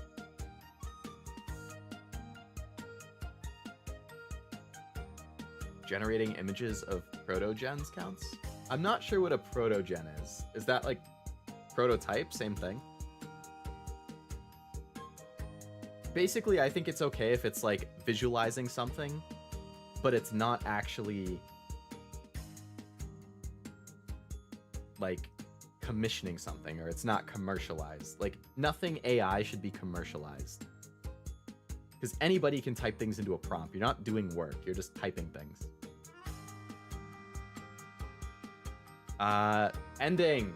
Yes, this picture was taken at just after 4 o'clock on Sunday, which is when the convention officially ended. So you can see people are starting to like mill around and leave. Sad face, yes. Unfortunately, the convention comes to an end. There's another picture actually leaving the con. Again, you can see everybody walking towards the exit. Very, very sad. One last picture. Goodbye, Anime New York City 2023. This is facing the entrance to it. Before I left, you can see how quickly it gets dark. Like, it's pretty bright here. This was like 25 minutes later, or 20 minutes later. Like, you can already see, just based on the lighting in there, like, sunset is already starting. 20 minutes. Like, it gets dark so fast in winter. It's crazy. I mean, it's not even winter yet. It's fall, but you know what I mean. Up here in the corner, unfortunately, it's kind of covered by this pole, but that's a picture of the mascot for Anime NYC. I'm blanking on her name. And then she has this cute little pet called Rocket. It's who I have in the thumbnail, actually. But the text here in the corner said something like, Rocket and I are very excited to see you for the convention. It's a great time every year. It's a really great time. Sag, I didn't see me. Yeah, either we weren't in the same areas at the same time, or it was just like the pictures I took were not, yeah, not wherever you are at the same time or something. You never know. I mean, there are tens of thousands of people who go every day, so the odds of just randomly being in the same area is pretty low. Hello, Norm. Welcome to the stream. Hope you're doing well as well. Yes. Hope you've been doing well the past 2 weeks, actually, because I was saying at the start, this is my first stream in like 2 weeks, so it's been a while, but we are back. I don't think I'm gonna like jump into 4 streams right away. I'll probably do more like 3 to 4 as opposed to 4 consistently, but mostly because I have a lot of work ahead of me for the next like 2 months. For once I start like prepping for my anime award stuff, like I'm definitely not going to be able to do 4 months, and I'm trying to binge anime right now to catch up on stuff to lessen my load in January. So don't be surprised if the number of streams is not hitting 4 basically from now until like the middle of February, just so everybody knows. Definitely we'll still do at least 2 every week, and I would like to do at least 3 every week. There will still be weeks of 4, but not as consistently as it has been. I was also there in spirit. Yeah. There you go. It's Alice. Oh, actually, I might have missed your message earlier. You said that your sister cosplayed as Nezuko, and I think I had asked if you cosplayed, and I don't remember if you responded to that one. Or if you did, I might not have seen it. I'm trying to like scroll through the chat right now and see. My sister even went as Nezuko. Oh, you went as Luca. You went as Luca. Okay. There we go. I found it like right when you sent the message too. Let us watch anime with you. There's so much that I need to watch. Oh my god. Actually, I'm going to take a picture so you guys can see. Also, starting with... Okay, I'm going to progress to the next slide. Merch. This is slide 36 out of 65. Everything after this is stuff I bought. It's mostly prints because I collect prints. I'm really into art. And for every single thing on here, I added the artist. So if you follow me on Twitter, you might have already seen this because I tweeted everything with tags for the artist like a couple days ago. But if you see any art in here that you like and you want to follow the artist, I have their Twitter in the picture for each one. I'm very into crediting people. Glad to see you back. Hopefully your trip was fun. Everyone seems to be in good spirit. Yeah, thank you, Norm. It was very fun. It was very, very busy, but it was very fun. I'm glad to be home and able to relax now, though. I definitely need it. I am not looking forward to going back to work tomorrow because I've taken a week and a half off. I'm gonna have so many emails to catch up on. I know I have certain things I need to work on and projects that are coming up, but that's being an adult with a full-time job for you. But I'm glad to be back, glad to do some streaming, glad to do some content creation, glad to start working on Anime Awards, have a lot of stuff coming. Did you see the VTuber that was streaming into... Yes, I did. That was Production Kawaii. I think that's what you're talking about. They had the booth set up. Like every hour they had a new member from Kawaii doing a stream. Theirs were a lot more interactive than the HoloLive one because you can actually look at their streams. Because they had the feed on their stream and they're all going to be archived on their channels, I assume. But you could actually talk to them one-on-one for like as long as you wanted, basically. So if you were into any of them, you could totally just like figure out what time the one that you liked is streaming and then go talk to them. It was cool. It was very, very cool to have that level of interactability. I didn't personally talk to them, but I did walk by. It's always cool to see. Okay, I wanted to take a picture of my current anime status. And then I'll show you guys the merch. I have a spreadsheet where I keep track of it. All right, snipping tool. Do your job. All right. Took the picture, save it. Nope, not copy. Save. Anime 23 so far. Why are you saving it to screenshots folder? Save it to downloads. Come on. Okay. Saved it. Close out of that. Now I'll open it. Taking time off work is a blessing and a curse. Oh my god. Yeah, I couldn't agree more. It's like I'm so excited to take time off work and relax and just do what I want. But I find the longer my break is, the harder it is to readjust and the less I want to go back to work. Like just taking a long weekend, that's fine.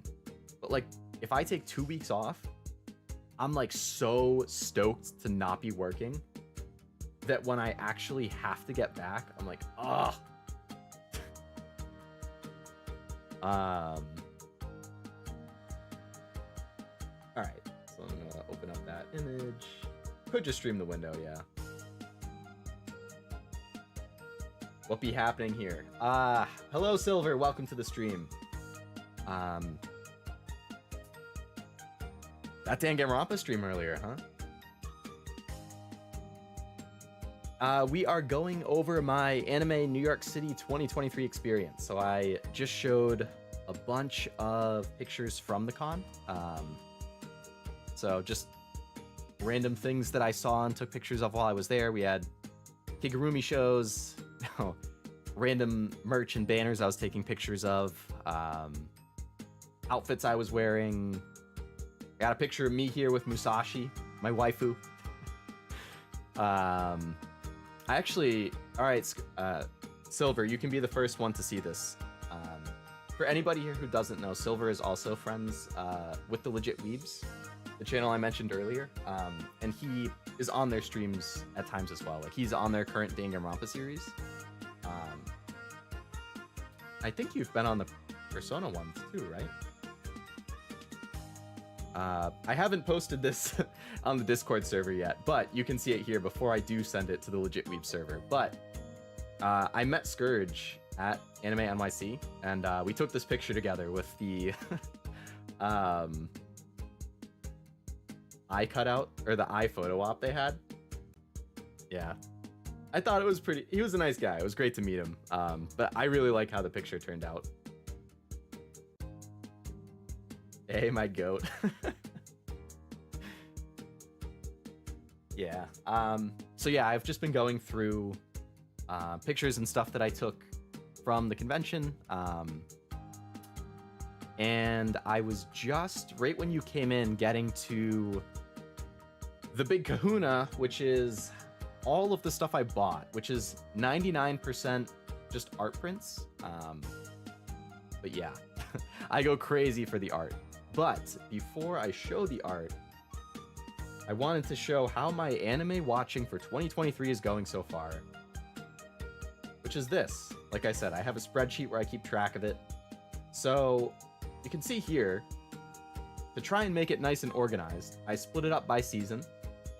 And then I have each season split into categories, where the top section is stuff I definitely am going to watch. The middle section is stuff I would like to watch. And the bottom section is, if I have the time, after watching the stuff above them, I would also like to watch the bottom ones. If it's highlighted in green, it means I've finished it. If it's highlighted in yellow, it means I'm currently watching it. Or I've started it. I'm actually only currently watching Demon Slayer and Galaxy Next Door. Ofuri and My Tiny Senpai I have on hold right now. I don't know if I'll go back to them. But you can see here, I'm very behind on anime for this year. So I have a lot of binge watching to do. Basically, any night that I'm not streaming, I'm just binging anime. Because I need to be prepared for when I start working on my anime awards, which I always do basically as soon as it becomes the new year. Like Jan 1st, I start working on it. So I need to have as much done by then as I can. And I basically give myself a hard limit, like a week into January, like January 7th. Once I hit that point, like I don't watch anymore. Like I need a month to pick the nominees, pick the winners, write the script, record it, do all of the editing. I think I mentioned previously I timed myself for my 2022 awards. Just the editing took me like almost 70 hours. So when you also factor in recording, writing the script, picking the nominees and winners, which usually involves me like going back and rewatching things to like feel confident about my picks, like I get close to 100 hours of time that I put into this project like every year. So like I need a full month because I'm just doing it in my free time after work. So the more anime that I can watch, the better. Or the more anime I can watch before January, the better, essentially. And like I said, as you can see, I still have a lot of stuff that I need to watch. Technically, Frieren and Apothecary Diaries in fall, I could skip because I don't nominate things that are still airing. Like, I won't nominate stuff for awards unless they have finished airing, because I need to know how it ends. I need to know the overall series. But those two series would still be eligible for awards like Best Episode, Best Opening, Best Ending, Best Insert Song. Like, there are categories they could still be in, because those things would have happened in 2023. But for, like, let's say Best Drama, Best Fantasy, Best Protagonist, Anime of the Year, those types of things, they wouldn't be eligible until the year after. So, like, my 2025 awards, my 2024 awards, which would air in 2025, Apothecary Diaries and Frieren, my god, they would be eligible for that, essentially. Anyway, that's my current anime status. To answer your question, Silver, I didn't get any keyframes, unfortunately. I do think those are a super cool merch item. Like, if I can find them, I definitely would pick it up, especially if it's for a series I like.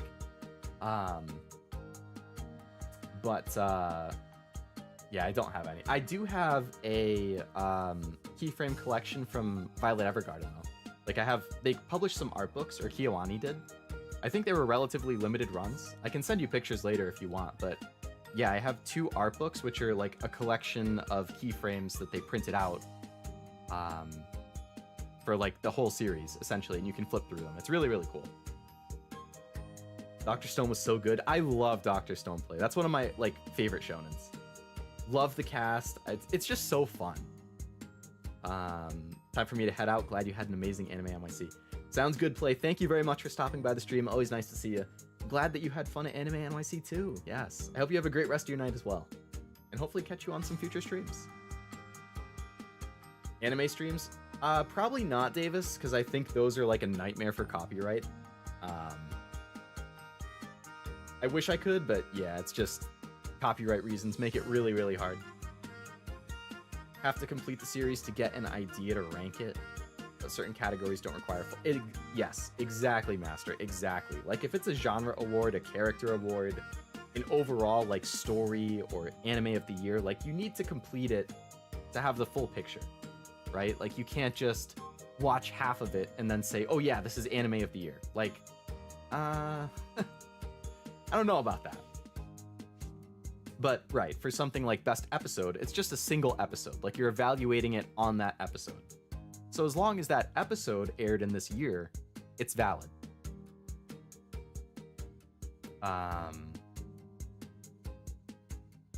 Yikes. Yeah, that's how I feel, Silver. That's how I feel. Hard to find them here in Portugal, so I got the keyframe book of Yoshimichi Kameda, the Mob Psycho character designer. Oh, that's nice. Mob Psycho must be super cool to look through the keyframes too.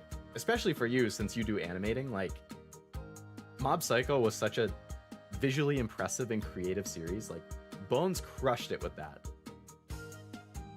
And I just love KyoAni's style, so like, the Violet Evergarden one I thought was cool.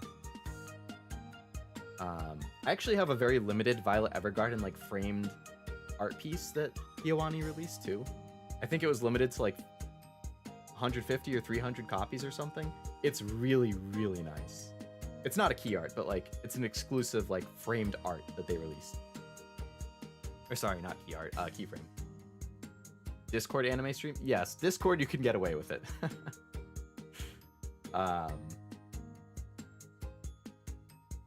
I'll accept the keyframe book pictures of Violet. Sounds good, dude. Yeah, I'll try and take some pictures later tonight.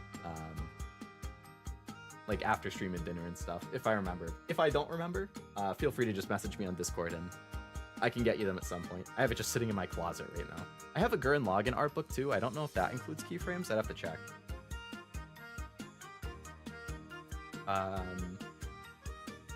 But yeah, Discord is an option. Who knows? Yeah. I was thinking like when I get monetized, that would be a fun type of thing. Like a members like anime night and stuff. It's just my thing with anime is like I pay a lot of attention to the music and sounds and dialogue. Like if I'm watching a movie or anime or something with somebody, I get really annoyed if they talk during it. If it's like asking a question, that's okay. But if it's like I don't want to have a conversation in the middle of watching an episode. Like I will pause the episode and wait until somebody is done talking before I resume. Like when I watch stuff with my family, I'm like, oh my God. Like it's like, wait, what just happened? And if it was something that was like obvious, I'm like, are you watching or are you on your phone? Like what? You know, like, yeah, I get very annoyed if people talk during things.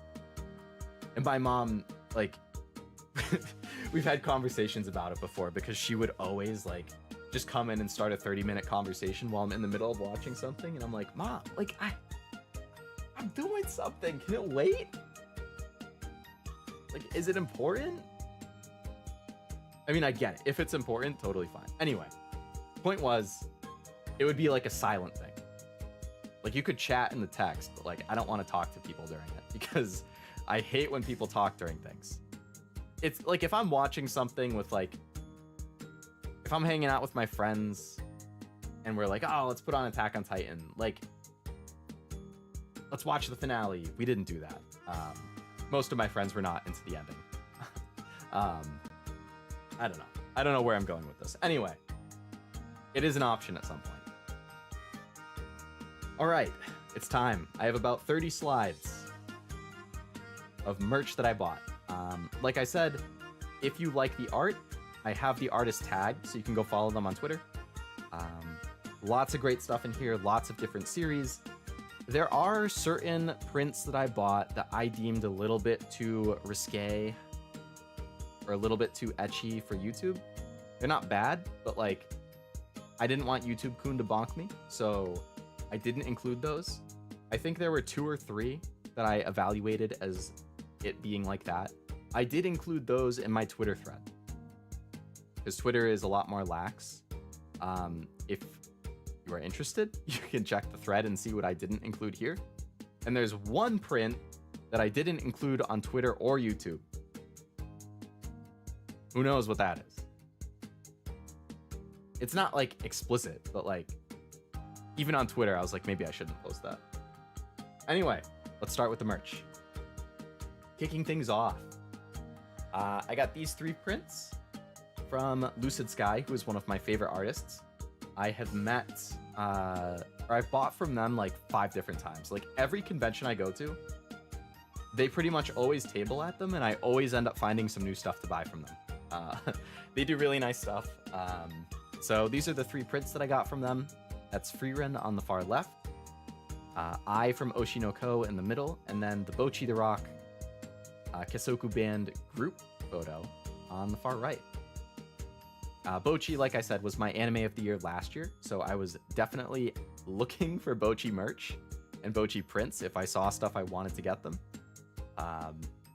Oshinoko is probably one of my favorites for this year so far, and then Freerin, I actually haven't started watching Freerin yet, but I have read some of the manga, and I really like her design. And I've heard the anime has been spectacular. Like, incredible. I wonder why. If I had to sum it up in one word, it's booty. And that's why I did not post it on Twitter or YouTube. If you would like to know what it was, I can also send you that on Discord. Because I do have a picture of it. I just was like, yeah, maybe not YouTube or Twitter. Bocchi director is doing Freerin, that help. Oh my god. The directing in Bocchi was so good. I don't have a best directing award in my like personal anime awards. If I did, Bocchi definitely would have won last year. Isn't Freerin like an all-star cast or something? Like, or the soundtrack for Freerin, it's being done by Evan Call, I think, right? Who also did Violet Evergarden and like Josei the Tiger and the Fish, and like I remember when the first Freerin trailer came out, I was so blown away by like the overall tone that it set, and especially there was like this swell of the music at like the main part of the trailer that I rewatched that like 50 times. I love Evan Call. He is such a good composer. A lot of great animators, and Evan Call is killing it. Nice, nice. Yeah, I'm so excited to watch Freerin. Basically, like, you can probably kind of tell in this list that I have, like, I'm trying to work my way from left to right. Like, I'm trying to do them roughly in the order they came out, because a bunch of the fall shows are still airing, so I'm trying to watch stuff that have finished. So I'm basically done with winter except Vinland, which is 24 episodes. I'm very close to being done with spring. Then I'm going to start the summer stuff. Helk is still airing, though. Jujutsu is still airing. Zom is not going to finish until, I think, Christmas. So, I don't know. We'll see how it's going. I'm going to try and watch as many of these as I can. I like having a lot of variety in the awards. Like, I pride myself in how many different things I nominate and how many different things I give a win to. Not to derail from the merch again. I will go back to the merch in a second, but I have the stats, actually, for my award, and let's see. So I have 30 categories. I think I mentioned that. Last year, there were 41 different anime that were eligible to be nominated for something. That's how many I completed. If I look at the actual stats, I nominated 37 out of those 41 got nominated for at least one thing. And out of the 30 categories, 15 of them, or 15 different shows won. So, like, I have a very spread, like, that's what I aim to do. Like, the more that I watch, the more different things that I can recognize as, like, this was great in this category. It also helps that I try to, like, not renominate things. So, like, if a show has already won Best Drama, and then it gets a sequel, I don't nominate it for Best Drama again. Like, I exclude it, because I'm like, well, if I already really liked it and it already won Best Drama, chances are it would probably win again. So by doing that, it again lets me, like, nominate and award new things that are also very, very good. you know? And I have a separate best sequel category anyway, so even if it does come back, it can still show up there. Anyway, the point is, I try and have a really big variety. Like in 2021, I completed 42 different anime. And if I look at the overall stats, I nominated 41 out of the 42 for something.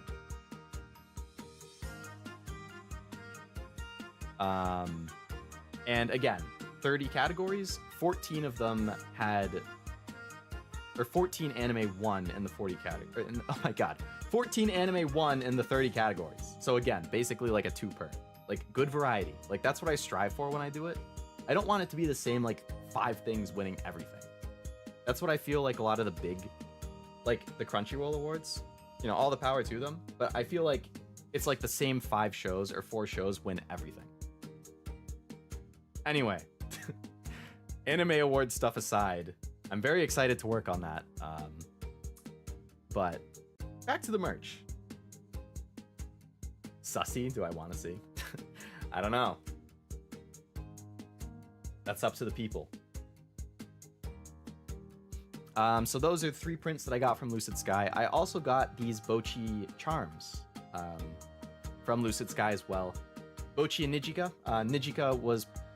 I kind of go back and forth between Nijika and Kita as my 2 favorites from the series. I mean, Bochi is amazing, but like my personal like favorite, I think it's probably Nijika, and I thought these keychains were really, really cute. That's the front and back of them. I love the expressions. Like, Nijika looks so cute. She's so happy here, and then the arrow eyes, I love that. Anyway, yeah, very, very cute charms. They also had Kita and Rio charms, and I was thinking about getting those, but I just get so much stuff that I was trying to be conservative, especially early on with what I was buying, so that I could keep my budget open to pick up more stuff throughout the convention. Like, again, I like variety. So that was everything I picked up from Lucid Sky. This artist is Hokisei. They are really, really popular. I was actually surprised to see them there. I didn't know that they were going to be there. Coincidentally, 2 of the prints that I did not show are from Hokisei. You might be able to tell just from the ones that I did show here. They might have stuff that's a little bit more ecchi or a little bit more risque that I also got. But these are ones that I thought were okay to show. So we have far left there is Mika from Blue Archive.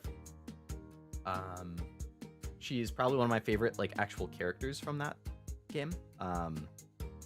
Then there's Yoimiya from Genshin Impact, which again, I don't play Genshin, but I really like Yoimiya's design.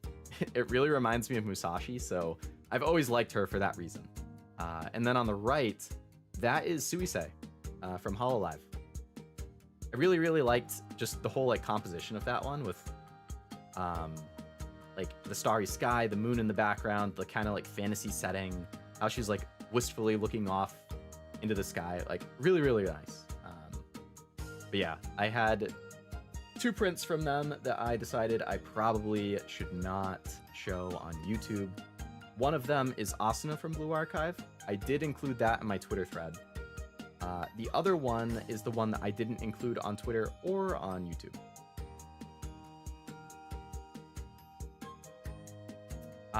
This one, artist named Mako House.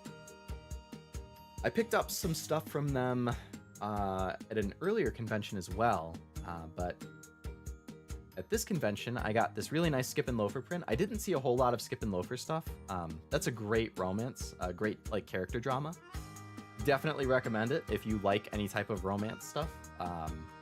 But these are the 2 main characters, the main ship, which is Mitsumi and Shima.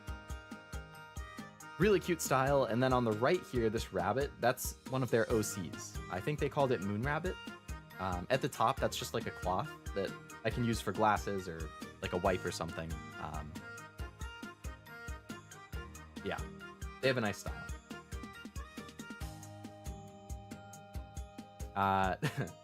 This is Mal Baby or Mal Babby, Babby, I don't know. They had a bunch of these just like square prints that were like comedic things. Usually a cat or a bunny making a funny face with a funny caption. I initially found out about them because I think Allura and Ezume both have prints from them. And when I walked past their booth at Anime NYC, I was like, oh my god, what are the odds that they're here too? So I had to get a couple that I thought were funny. The scared bunny on the right with Have I Accidentally Committed Tax Fraud, that was good. And then of course, I've done a ton of Master Duel on this channel, so do not test me. I will banish you to the Shadow Realm. With the angry cat. I thought it was so funny. Yeah, good stuff. After them, this is Batsoup is the artist. And this is Toru from Fruits Basket. All of the little chibi looking characters are the other, like, main cast, you could say. Just like all spread out. Which, again, I thought it was really, really cute art. Fruits Basket is one of my favorite anime of all time. One of the best romance anime I've ever watched. One of the best drama anime I've watched. I love Fruits Basket. You rarely see prints for it, so when I saw this, I was like, absolutely need to get it. And actually, I went to a convention earlier this year. Batsoup was also tabling at that convention. And when I saw they had this print there, but they had run out of stock for it by the time I got there and wanted to buy it. So I didn't get it. So when I saw they were at New York City selling the same print, you better believe it was basically the first thing I think it was the second thing I bought. First thing I bought was the Lucid Sky stuff. And the second thing I got was this Toru print from Batsoup. Really, really cute. And I love Fruits Basket. Accidentally went a little too far, so you got a little bit of a spoiler of other stuff. But this artist is Grape. I think Grape Draws might be what they went by at New York City, but their @ on Twitter is just Grape with a bunch of underscores. As popular as Fate is, there was barely any art of it in Artist Alley. Like, there's so much Genshin. I get it. Genshin is like wicked popular. Barely any Fate. So I was very excited when, amidst all of the Genshin, I saw Grape had a few Fate prints off on the side. So I got their 3 Fate prints. The big one on the right, I would call it Guda Guda. It's a compilation of a bunch of different characters who all show up in an event. There's basically a new Guda Guda event every year, and it has this big cast of mostly Japanese servants. So on the right there, that's Okita Soji. On the left, that's Oda Nobunaga. And then some other ones, like there's a different Oda there in the back. Okita Alter, which is a different version of Okita. This guy's name I'm blanking on. I think it's Mori. There's Himiko in the back. Sakamoto Ryoma over here in the bottom right. He's one of my favorites. Okada Izo is also there. Who else do we have? There's some NPCs from the events. Nagao Kagetora. Like, so many in there. And then on the left, there is Altria Castor, aka Castoria, and Morgan Le Fay. 2 of the best characters from the most recent story chapter, which is like a 9 out of 10. So good. So good. No Musashi print. Nope, there was no Musashi print, unfortunately. I did not see... There actually was one booth that had a Musashi, but I already had it from a previous convention, so I did not buy another copy. As you would expect. Prints are super cool. I haven't sent the message because I passed out from how dope they are. Hey, as long as you didn't pass out for a bad reason, that's all good.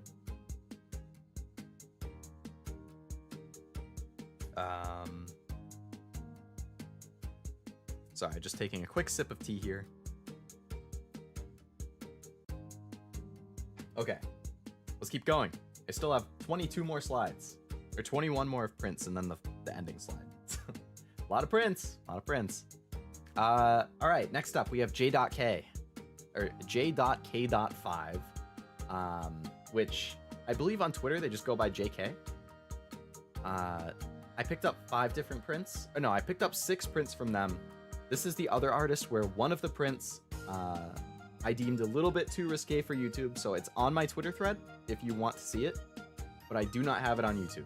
It's another one of the character on the far right here, which is Tai Takemi from Persona 5. And then on the left here, we have Chainsaw Man Prince. That is Makima on the left and Rize on the right. I really like their style. Like the way that they do the faces and the eyes, I'm like, look. I'm not saying I'm down bad. What I'm saying is I'm down horrendous. Hello, Octavia. Welcome to the stream. Hope you've been having a nice weekend. If you're interested, the first half of this stream, I was going through pictures from Anime NYC, which is the convention I was at last weekend. But right now, I'm going through a list of all of the different prints and other merch that I bought from Artist Alley.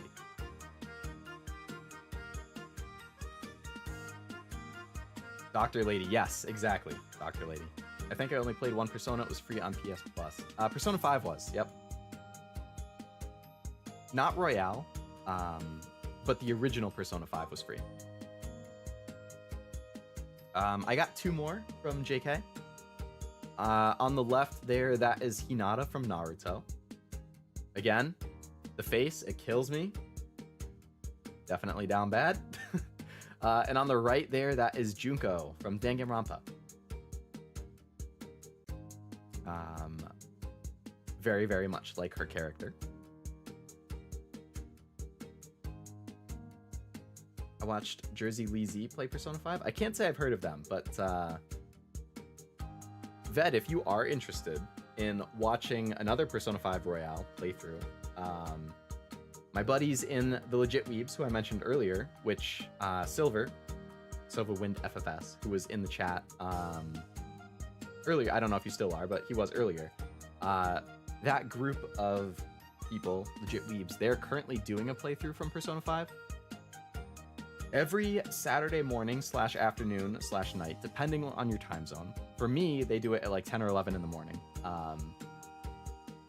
But yeah, they're currently doing a playthrough for Persona 5. And Silver is on those streams. Just throwing it out there, if you're interested in watching another playthrough. Next up, this artist, I bought 9 prints from this artist. This is also one who I had 1 print I deemed a little bit too not safe for work or risque for YouTube, but I do have it in my Twitter thread. So I have 8 here, but there is a 9th, which is in my Twitter thread. This artist's name is Kisai. Their @ is Pictolita, though. So on the left here, that is a Link and Zelda. Really, really, really pretty style. But like the whole like foliage and fauna and whatnot, amazing like composition for that. On the middle here, we have Marin, and I think her name is like Ijuna. Both from My Dress Up Darling. Believe it or not, the one that I deemed a little too risque for YouTube is also Marine. But it was her like demon cosplay, which if you've seen My Dress Up Darling, you know the demon outfit, or the succubus outfit, so you can imagine why I did not include that on the YouTube stream. Then this is another Marine print for the 3rd one. Nice like collection of her in different poses and different art and hairstyles. On the far right, we have Bochi from Bochi the Rock. These have certain qualities in common. Yeah, maybe you guys can see, is there a certain thing that I tend to like? You know, do you get a taste for my preferences? In art style or in characters or whatever. Leo openly admitting being down horrendous. Dude, how can anybody not be down horrendous for those JK arts? Not JK like that. Not like the Japanese meaning of JK. I realized how bad that sounded after I said it. JK the artist. Okay? You understand?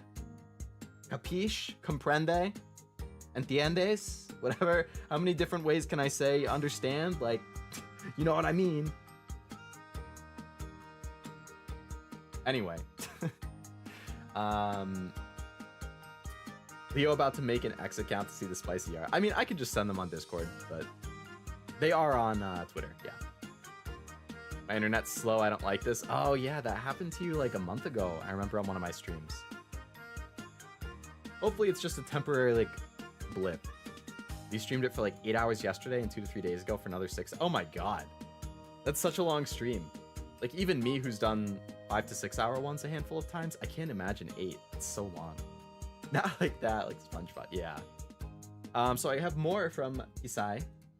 These are 4 more I got from them. Both Bochi the Rock ones on the left. Again, I think you got the full band again. Bochi's face is just so funny. And then I really, really liked the second one. That was my favorite of the Bochi the Rock prints they had. The full band at the record store.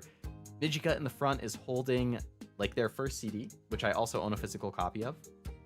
Actually, I don't think that's their first CD. I think that's a new single that they released this year. What I really liked with this second Bochi one was Bochi herself hiding in the background. Like you can barely see her. I thought that was such a cute, like funny thing. And then we have Trigun Stampede.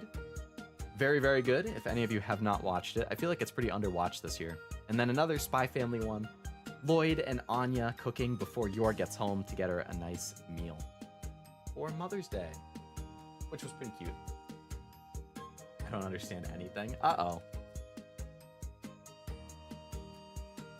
Leo on Mastodon when? Oh, is it blocked where you are? I've heard of Mastodon. I've never actually looked at it. I like the 2 guys sitting at the table like a McDonald's ad. Yeah. Yeah, they're having like ramen or something. I don't know. Those are the 2 guys, or 2 main characters from Trigun Stampede. The left is Nicholas, and the right is Vash. Vash is the main character. Next up, though, we have another artist who I got 9 prints from. Amazing stuff. I have followed them on Twitter for a long, long time. So I was really like, they have over 1 million followers on Twitter. Over 1 million. I was shocked to see them tabling at Anime NYC. I don't know if it was the actual artist or if they had like a friend do it for them. Needless to say, I got a lot of stuff. So that is, I don't know how to pronounce it exactly. I don't know if it's like Jianghe, like I don't, either way. They do amazing stuff. I really, really like them. So going in order, far left, that is Asuna from Blue Archive. And then we have Yuka from Blue Archive. Yuka is my favorite from Blue Archive.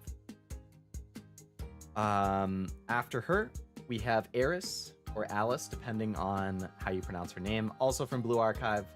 And then on the far right, we have the Nier Automata trio. Continuing on with their art. Far left, we have Kurisu from Steins Gate. Another series where Steins Gate, one of my all-time favorite anime, Kurisu, one of my all-time favorite best girls, Okabe, one of my all-time favorite best guys, best protagonists. Like, I rarely see art of it, so if I do see art of it, I will pretty much always get it.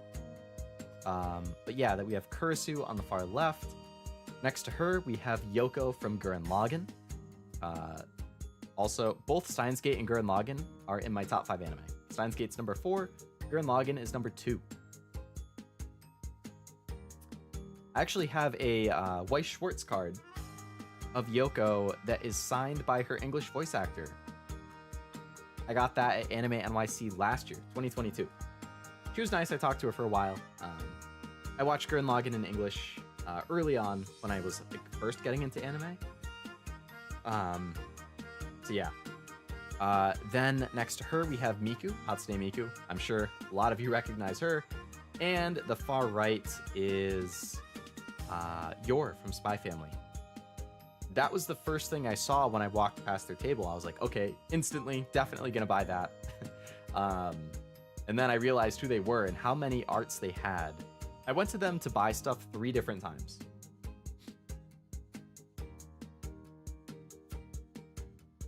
Liking the far right here? Good taste, master. Good taste. You almost have 0xFF videos on the channel. 254 out of 255. Oh yeah, very close. One away. I assume that this stream is 254, so I guess whatever my next stream is, probably on Wednesday, would be 255. Or if I post a short before that, that would be 255. We'll see. By the time I hit my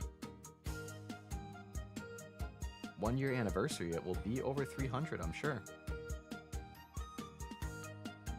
The last thing that I got from this artist was the full K-On! Trio. K-On! Again, another series that I like never see art of, but it's another series that's in my top 10 of all time. They do have individual art for each of the girls. I really wish that they like had the print for each of the 5, because I would have bought those too, but the full band photo is definitely what I wanted the most, so I was really, really happy when I saw this. Azusa is my favorite, the one with the cat ears here, but Mio is also very, very, very much one that I like. I mean, the whole band is great, but I was super happy to see something K-On! Related. Are the numbers in the left one an Easter egg? It's related to the main story. Basically, I guess the idea for Steins Gate is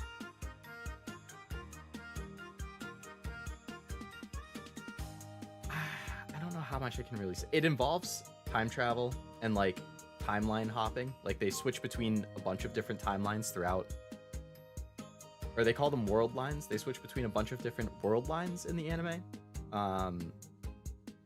And they kind of have a goal of reaching a specific world line. So this red number, that is like, you could consider 1, just the base number of 1. I think that's like the basic world, like that's the flat world line. Like that's the one, I guess, that you would want to be in. So the rest of the numbers are kind of showing how much of a deviation you are from that. So this is a deviation from that world line of 0.0, or the current world line is 0.048596 away from that world line. It's really hard like to succinctly explain it. It makes more sense in the anime. Highly recommend it though. Like, amazing story. I want that so bad. I love K-On! I bought a PSE Japanese only game at a flea market, one of K-On! A rhythm game. Interesting. I had no idea that there was a K-On! Rhythm game at some point.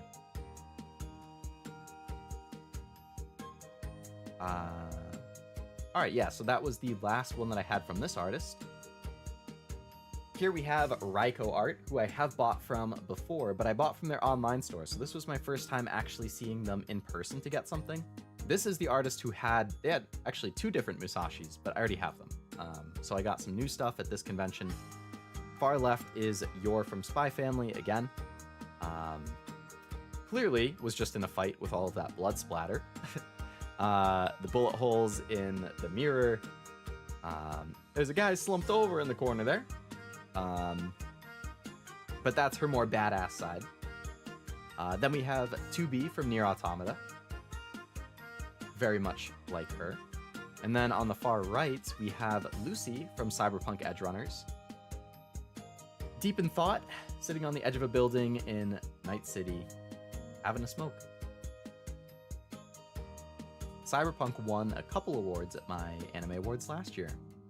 I believe I had it win Best Action, Best Animation, Best Use of Insert Songs, maybe one other thing. In hindsight, I don't think I would have given it Best Animation. I would have given that to Bocchi the Rock. But, you know, hindsight's 2020. I don't think Cyberpunk is a bad pick for that. It's just, the more I think about it, the more I'm like, yeah, maybe Bocchi should have had that. Anyway, that is what I got from Raiko. I love people on buildings reminds me of Spider-Man. Oh yeah, I could see that. Excuse me. Man, yeah, not having streamed in 2 weeks, like I can feel my throat getting a little sore, just a little bit too in. I don't know what I just said. I can feel my throat getting a little bit sore just 2 hours in. Also, not a huge fan of the semi-realistic art. I think all of their stuff is relatively semi-realistic. That's definitely... I think they only recently started experimenting with the more anime style, like, within the last year. But most of their art is semi-realistic. But obviously, to each their own. I also prefer anime style, but this is an artist who I do like their more, like, semi-real stuff. This one is YuGiOh, who is another huge artist on Twitter. Like, she's super, super popular. I got something from her earlier this year as well. Actually, I got stuff from her earlier this year and at Anime NYC last year. So this is 3 conventions in a row. I bought something from her booth. Phenomenal artist. Far left, we have the full Spy Family trio, Yor, Anya, and Lloyd out for like a nice dinner or tea or something. In the middle, this like super flowery one, that is one of her OCs. I don't know the OC's name, unfortunately, but I really, really like the colors in that. I wish I had taken a picture of it sideways instead of upright like this. You'd have to rotate your screen to look at it. But beautiful art. And then the far right, that is again Kurisu from Steins Gate. Block art is beautiful. Couldn't agree more, Master. I could not agree more. Yep, YuGiOh is a super talented artist, though. I really like her stuff. And I was very glad to see more Kurisu stuff.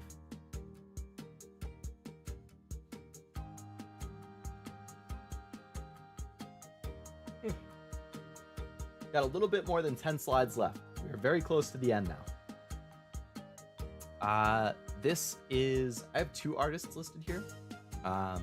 Hiroru and Alpaca. At Alpaca Carlesi. But the table name was Hiroru and Alpaca. I believe it was a husband and wife duo. They both do art. So I'm not sure which of the 2 did these ones. But the table was Hiroru and Alpaca, so I put both of them here. The left, again, is Toru from Fruits Basket.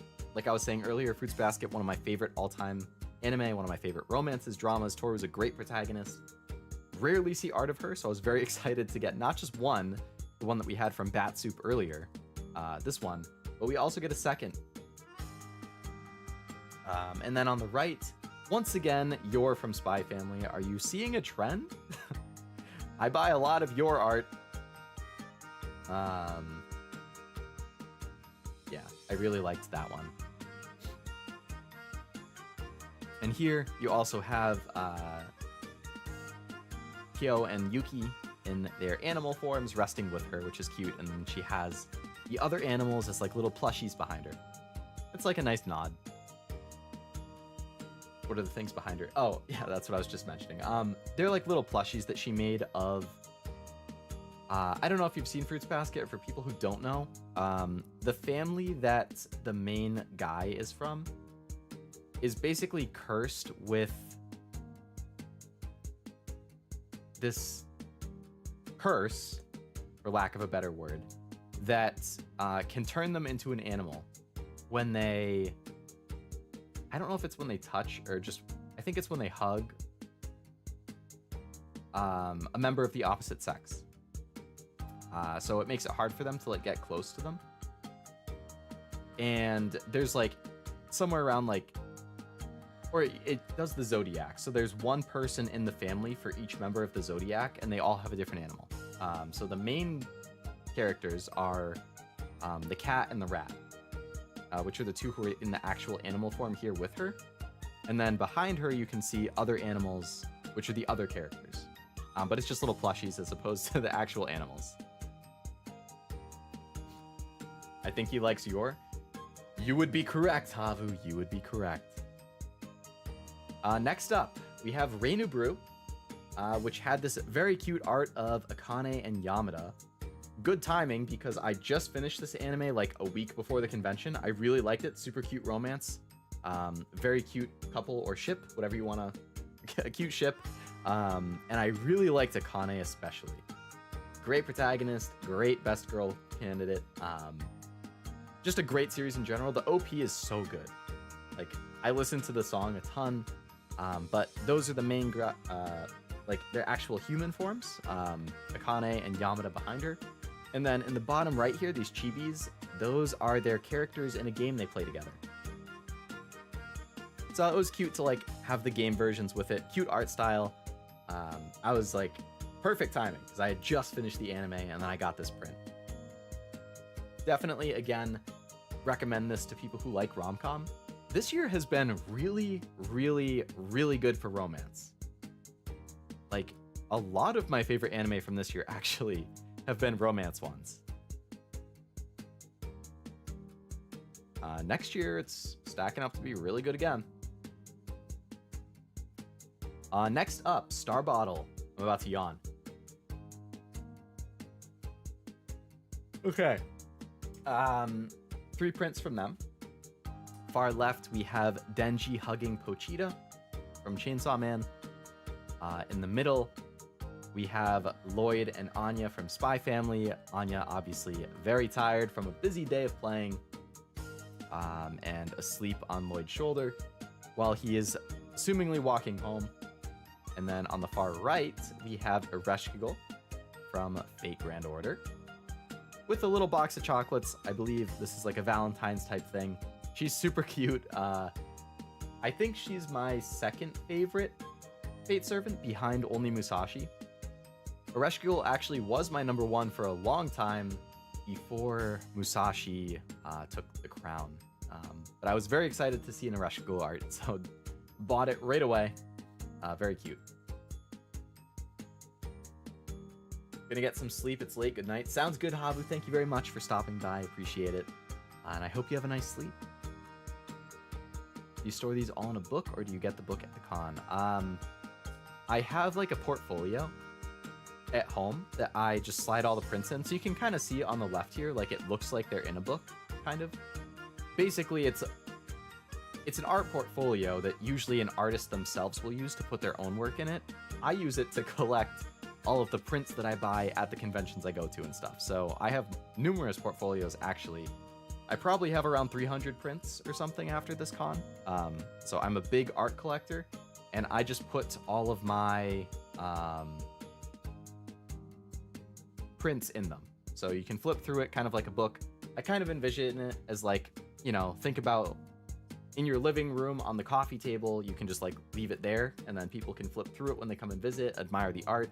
I put like a table of contents in it so I know exactly which artist each print is from, which convention I got it at, all that type of stuff. But yeah, I store it in a portfolio. If you feel like sharing, I'd be interested in the sussy. I will keep it in mind, Habu. Maybe I'll put it in Discord and I'll like spoiler it so people can click on it if they want, and if they don't have to see it. I think you follow me on Twitter though, right? So all of the ones that I was like, can't do on YouTube are in the Twitter thread, except for one. Which is just, there were 2 reasons I didn't include that one. Number 1 is booty, and then the second reason was because of it being another like VTuber. I was like, they're kind of like a coworker, so maybe not.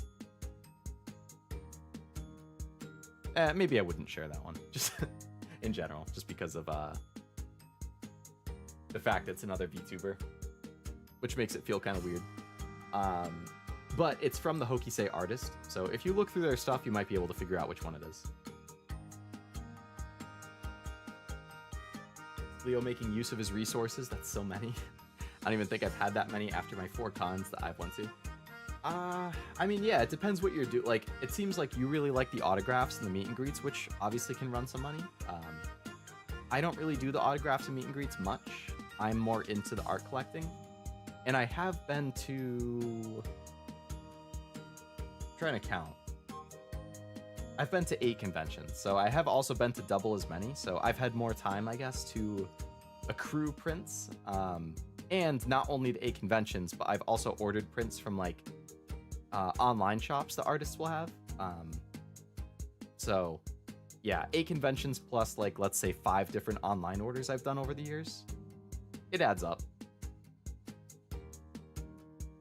Next up, we have Yulis-chan. So... they had really nice Jujutsu Kaisen stuff, but the 2 that I bought from them were these 2. On the left, those are the two main characters from Link Click, which was my winner for best mystery or thriller in my anime awards in 2021. Fantastic series. Nails the cliffhangers, engaging stories, engaging story, good cliffhanger, or I already said good cliffhangers, good characters, and those are the main two guys. The second season actually came out this summer. I haven't watched it yet, but I'm looking forward to it. And then on the right, we have Gojo from Jujutsu. Oh my god, Gojo from Jujutsu Kaisen. Nice flowery background with his umbrella. Very nice in art. Oh my god, I don't know why I keep like... This is what happens when I haven't streamed for 2 weeks. Very nice art. They had a bunch of nice Gojo stuff. But again, limiting myself, had a lot of stuff I wanted to get.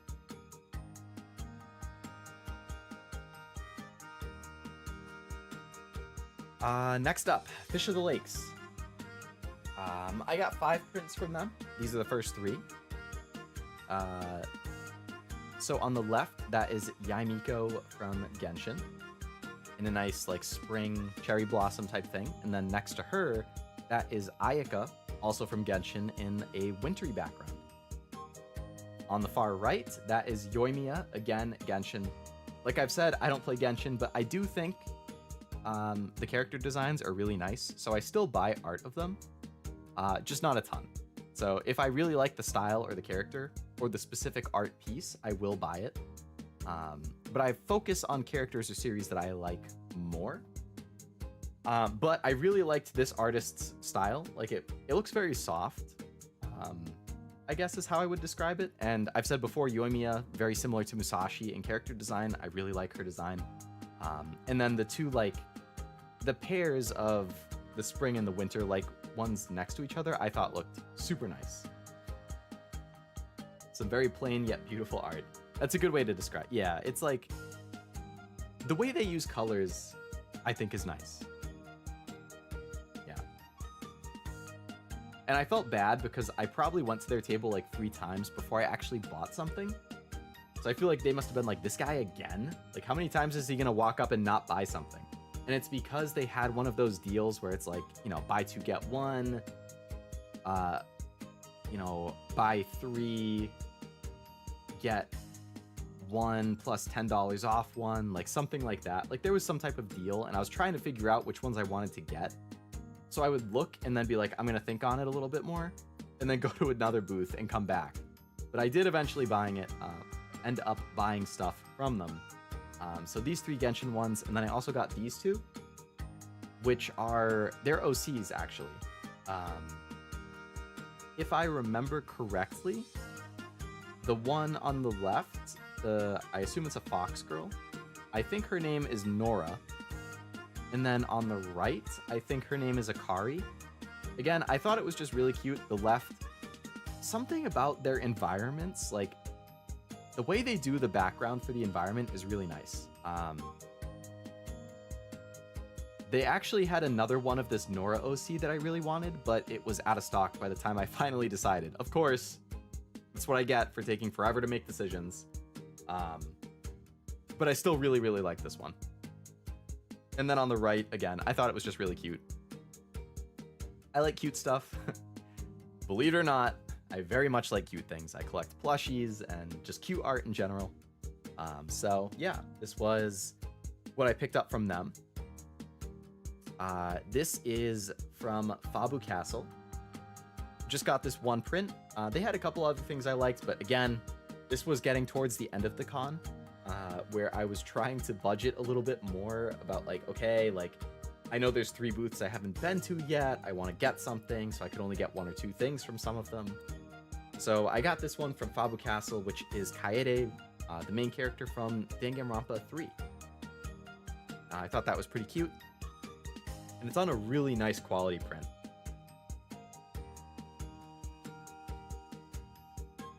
Yeah, that was a nice one. We are very close to the end here. Only have, including this one, 5 slides left. So this is from Keiyu. Keiyu? I assume it's Keiyu. Don't forget the underscore at the start if you are looking them up on Twitter. But I got 3 things from them. Far left is Catching from Genshin Impact. I really like the whole like scenario or background for that, with like the pretty city in the background, the flowy dress. She's holding these flowers. There's the balloons flying through the air. Like, it seems like it's some type of festival. I don't know if it's a story related thing, but I really liked that whole like scene that she was in. The middle here is Mitsuri from Demon Slayer, which I'm currently watching. She seems fun from the episodes that she's appeared in, but she hasn't done any crazy fighting yet, so it'll be interesting to see her in combat. But yeah, that is Mitsuri from Genshin, not Genshin, Mitsuri from Demon Slayer. There was one other Mitsuri I was looking at from a different artist. I didn't end up buying it in time because the convention shut down. Hopefully I can remember who they were so I can just go and like it on Twitter or something, or add it to my bookmarks. And then on the far right, we have Gojo and Geto from Jujutsu Kaisen. Again, very nice style. I love the blacks and whites and how they like really stand out. I'm noticing a team of keyhole clothing, or trend of keyhole clothing. Like this hole in the front of Mitsuri's clothes. Yeah, I like that. I'm a fan.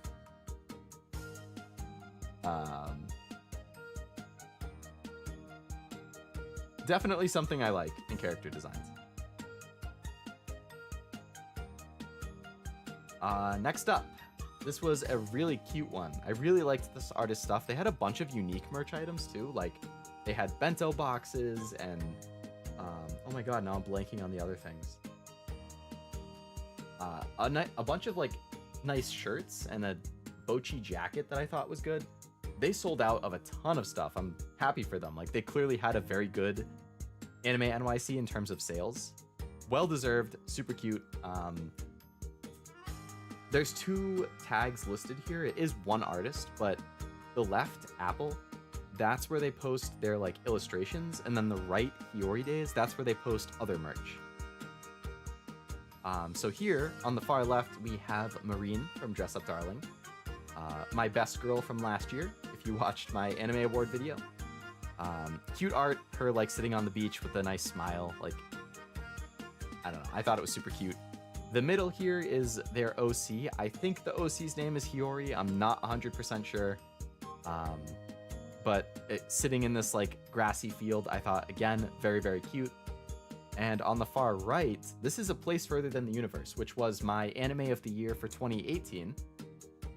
And it's my number 5 anime of all time. I don't think. Maybe out of like the 8 conventions I've gone to, I've seen a print or A Place Further Than the Universe or other merch one time, other than this. Like, it's such a good series, but I guess it was like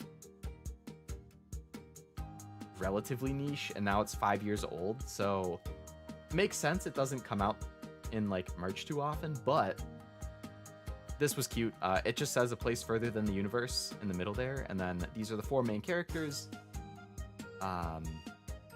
I can't really talk about the scene too much because, like, spoilers, but if you like drama or character drama,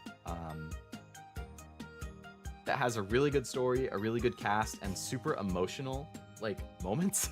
I cried a lot in the last 2 episodes. Highly recommend. When people draw natural phenomena so real-like, I love that stuff. It's super good. Never seen the Northern Lights. Oh yeah, I'm the same way. I've never seen it in person, but I would love to at some point. Like, that's definitely a bucket list thing, but I don't know when or where I'll be able to. But yeah, I would love to see the Northern Lights at some point. Very jealous of people who have. Also from the same artist, I got these 2 stickers, which I thought were really cute. On the left, that is the Bochi the Rock band, Kesoku band, all 4 of them. Bochi, Nijika, Ryo, and Kita. And then on the right, those are the 2 Licorice Recoil girls, Takina on the left, and Chisato on the right. The idea with them is that they're having their picture taken, and I thought it was cute that if you put them... Oh, I just ripped my earphones out. I thought it was cute that if you put them next to each other, like I did for this picture, it kind of looks like they're all together, and they're all taking a picture together, like they're all facing the same thing. Yeah, super cute stickers. That artist, like, their stuff is so cute. I had never heard of them before Anime NYC, but I'm glad I did because now I follow them. And I will definitely be keeping an eye out for future stuff. I'm nowhere near nowhere near north enough in Canada to see it. That's like the Nunavut area. Maybe we'll meet up to see Northern Light. Yeah, you never know, dude. You never know. I am definitely not north enough because I don't think you can see it anywhere in the United States. If you can, it would have to be like the most perfect conditions at the most northern points, but I assume you can't. I think that's very much like northern Canada or like Greenland or like North Europe or something. I don't know. I only have one thing left for the merch, which is great because I only have like 15 minutes left for the stream. So great timing, actually. 2 pictures left, 2 slides left of merch, both from the same artist. This is Eternal S, or at Eternals, if you were to follow them on Twitter. I got 4 prints from them. Far left, we have Lucy from Cyberpunk Edgerunners. Then there's Freerin. Pochita from Chainsaw Man, chowing down. I thought that was super, super cute. Eating some breakfast, making a hell of a mess, but... and then on the far right, we have Dr. Stone. I fucking love Dr. Stone, okay? Like, it's ironic because for the first, like, 4 to 6 episodes, maybe for more like the first 4 to 5 of the first season, I was not into it. I was thinking about dropping it. I just was, like, not vibing with the characters. I don't know what was going on with me, but it all clicked, like, from episode 6 and on, and I was like, it's one of the most fun anime that I watch. I've absolutely love the cast. Like, there's not a single character that I dislike. The character designs are super distinctive. The voice acting is great. Senku is like one of my favorite protagonists. I love Kohaku. Like, she's a great companion character. The other side characters like Chrome and Gen, like, love those guys. Like, I absolutely love Dr. Stone, and I like never see art of it. I think this might have been the only Dr. Stone art I saw the entire time. Like, there's barely any merch. There's, like, no figures for the series. You barely find art for it. I never see cosplays for it. Actually, Sunday, at the end of the day, I saw a group of friends, I assume, who were all cosplaying Dr. Stone characters together. I want to say there was a Senku, Kohaku, and Gen. Great cosplays, too. Like, they looked really good. Really wanted to get my picture with them, didn't because I was shy. I love Dr. Stone. I don't know why it's not more popular. I think it's a ton of fun. So I was very excited that I found this print of it at the very end of the convention. Like, I literally made this purchase probably 15 minutes before the convention closed. Like, it was super last minute, but I'm glad I found it. And then also from Eternal S, I also got this Nijika keychain. Again, I think Nijika is my favorite from Bocchi the Rock. Super cute. That's the front and back. And yeah, that was all of the merch I got. That was all of the pictures I had saved. And that was 65 slides. 63 if you don't count the title and the ending one. Haven't seen any Pokemon merch. Are you only a card collector? I would say it's 99% the cards. I do have some prints. I didn't get any prints or other Pokemon merch from this convention, but I do have some prints from other ones. I'm not sure if I have... I mean, I definitely have pictures of them. I can send them in Discord later. Off the top of my head, I think I have one of Green. Like the girl character from the Gen 1. I think I have cool, like, a really, really cool style for a Lugia and Ho-Oh pair. And I also have some official prints that, like, Pokemon Center themselves have released. Actually, that reminds me, they released another set of them that I need to buy. I think they have 3 or 4 sets, and the first set sold out before I bought it. I was very upset that I didn't get it in time. Then they have a second set that I bought, and then they have, I believe, a 3rd and 4th set, which I saw like a month or 2 ago. Didn't buy. I hope they're still in stock. But they're just like prints of the different trainers. from the official Pokemon company.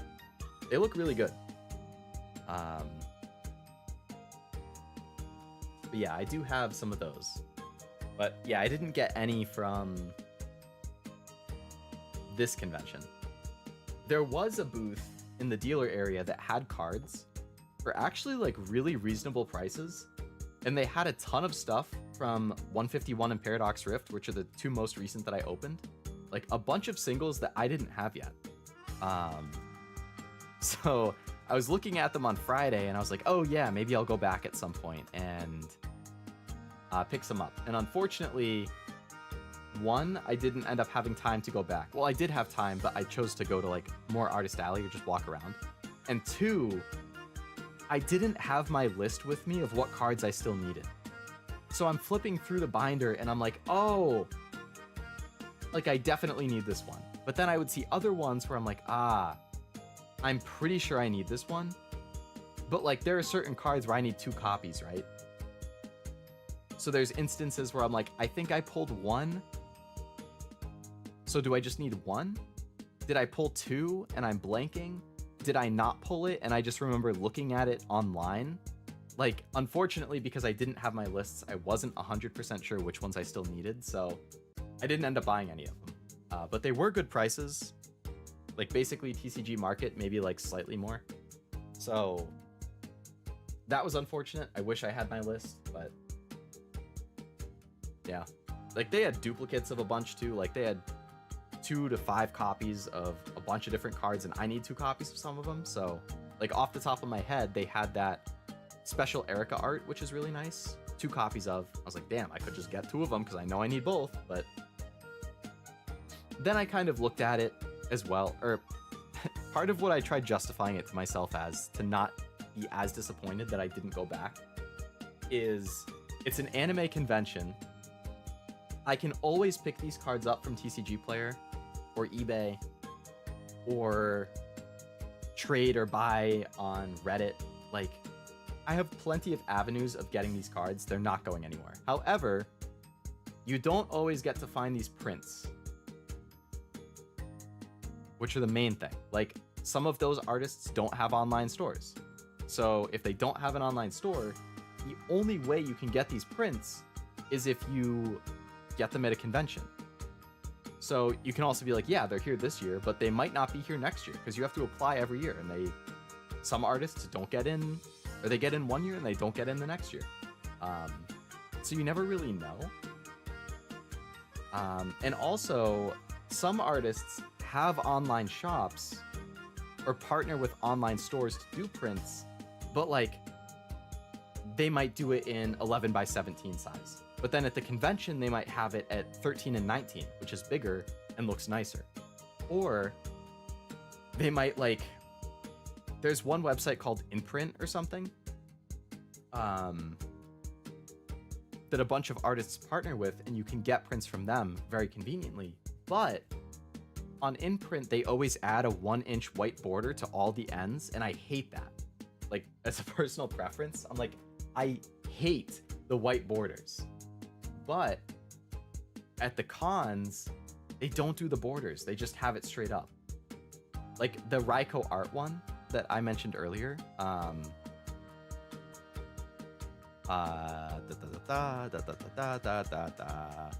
passed it. This one, YuGiOh art. I have some of their prints, but I ordered it through Imprint, I think. It's a really cool service, don't get me wrong, but on Imprint, they have that one. So just like imagine that there's an inch white border on every edge. Like, that's how their prints on Imprint are, because everything on Imprint is like that. But at the convention, they have it without them. So I actually thought about rebuying the Musashi ones because they had it without the border. But the current ones I have are because I ordered it from their online store with Imprint, which has the borders. Like, I know I could cut them off, but then I worry, like, what if I miscut and I cut some of the print, you know? Get one of those straight edge cutters. True. Those are very sharp and they work well.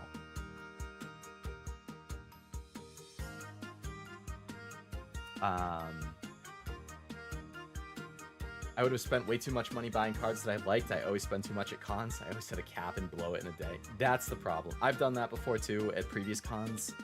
Now I try and limit myself on a per day basis. Like, I will go into the day thinking, okay, like this is how much I have to spend today. And I will spend up to that much. And then, like, let's say the artist section, right? If I've hit my cap for that day, I keep walking around and looking, and I like jot down like, okay, artist at I-36, the artist at A-21, the artist at G-14. Like, I put down the table numbers and the name, thinking, okay, this is a nice art, this is nice stuff. And then the next day, I have, like, every day, basically, I give myself, like, this is how much I have for today. If I don't spend all of it, it can roll into the next day. If I do spend all of it, you stop at that point, and then it resets the next day. Basically, to try and, like, keep myself in check. And I think it's nice because by doing that, it also gives me a day to sleep on it. So, like, if I hit it for the day, then I'm like, all right, these are the ones I want to check out again. These are what I liked. I'll revisit it tomorrow, and I can sleep on it. Sometimes I decide, you know what? It's cool, it's nice, but maybe I don't like the character enough to justify it. Maybe the art style is cool, but I don't necessarily need it, you know? So sometimes I'll end up passing on it.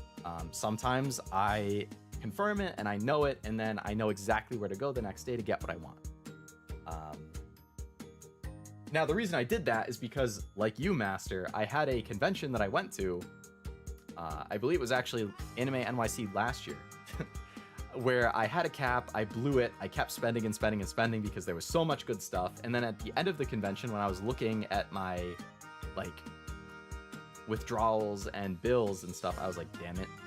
Like, not that I couldn't afford it, but it was definitely more than I had intended to spend going in. So this year, I had that new strategy of, all right, I have a cap for the day that I know is okay. And if I hit the cap, you stop, and then it resets the next day. Just to keep you in check each day, essentially.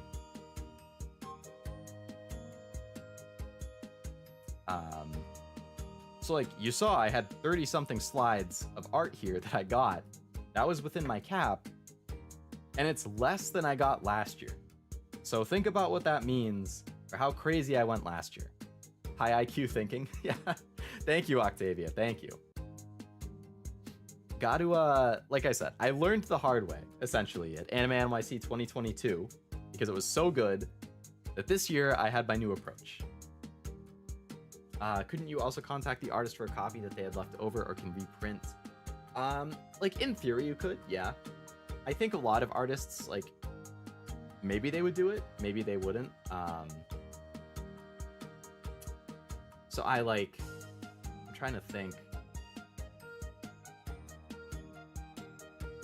I think the thing is, like, there's a lot of conventions around the same time, so it's totally possible that they would do, like, 3 conventions over the next month, and they'll be too busy, I think, to then ship something out.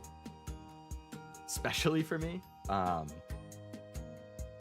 it is something you could ask, like, if they don't have another con coming up and they don't mind, like, you know, you pay for shipping and the thing, maybe they would do it, yeah. I'm also confused by the Emoji Master. Hello, Esme, welcome to the stream. Hope you're having a nice weekend. You caught it at the very end. I've gone through all the pictures for both my merch and other stuff. I'll give you the highlights because I still have like another 10 to 15 minutes probably. Yeah, I'll give you the special Esme speedrun. Back at the start. Boom.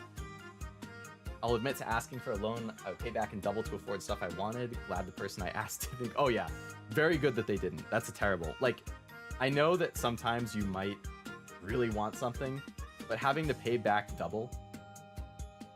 You caught all of it, but that was only half of it because you didn't see the merch half. So I'll do the whole thing now. Here you go. All right, there you go, Esme. That was my whole presentation condensed to about 4 seconds. It took me 2 hours, 2.5 hours to do the whole thing earlier. So just for you, I had that prepared. Here's it in reverse in case you needed a second look. Beautiful. I hope you enjoyed. I retained all that information. Hell yeah, dude. Hell yeah. We got You thought I was high IQ, Octavia? Ezume here, to be able to retain all of that in that 4 seconds? The dude's fucking like, you think Albert Einstein's a genius? No. Ezume is like 5 Albert Einsteins combined into one person. He's like Albert Einstein combined with Leonardo da Vinci combined with like, I can't even think of other smart people right now because I'm not smart.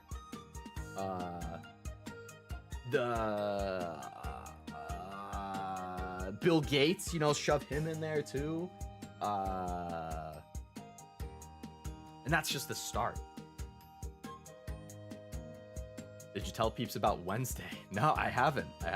I said that my next stream would probably be Wednesday, but that was all I had said. I guess since Ezume brought it up, I will mention it. But obviously, as usual, I'll post my schedule some point on Monday or Tuesday, but Wednesday will almost certainly be my first stream of the week, and Wednesday will be a collab stream with the real group again. I know we haven't collabed probably, oh man.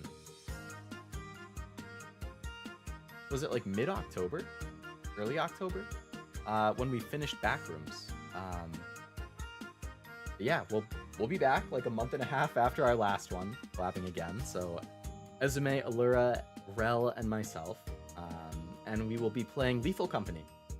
So if you haven't seen Lethal Company, it's been super popular on TikTok lately. It is a like co-op multiplayer horror type thing, where you all play as part of this like crew who is delving into some type of space base, trying to like salvage parts and materials to sell, and that's your job.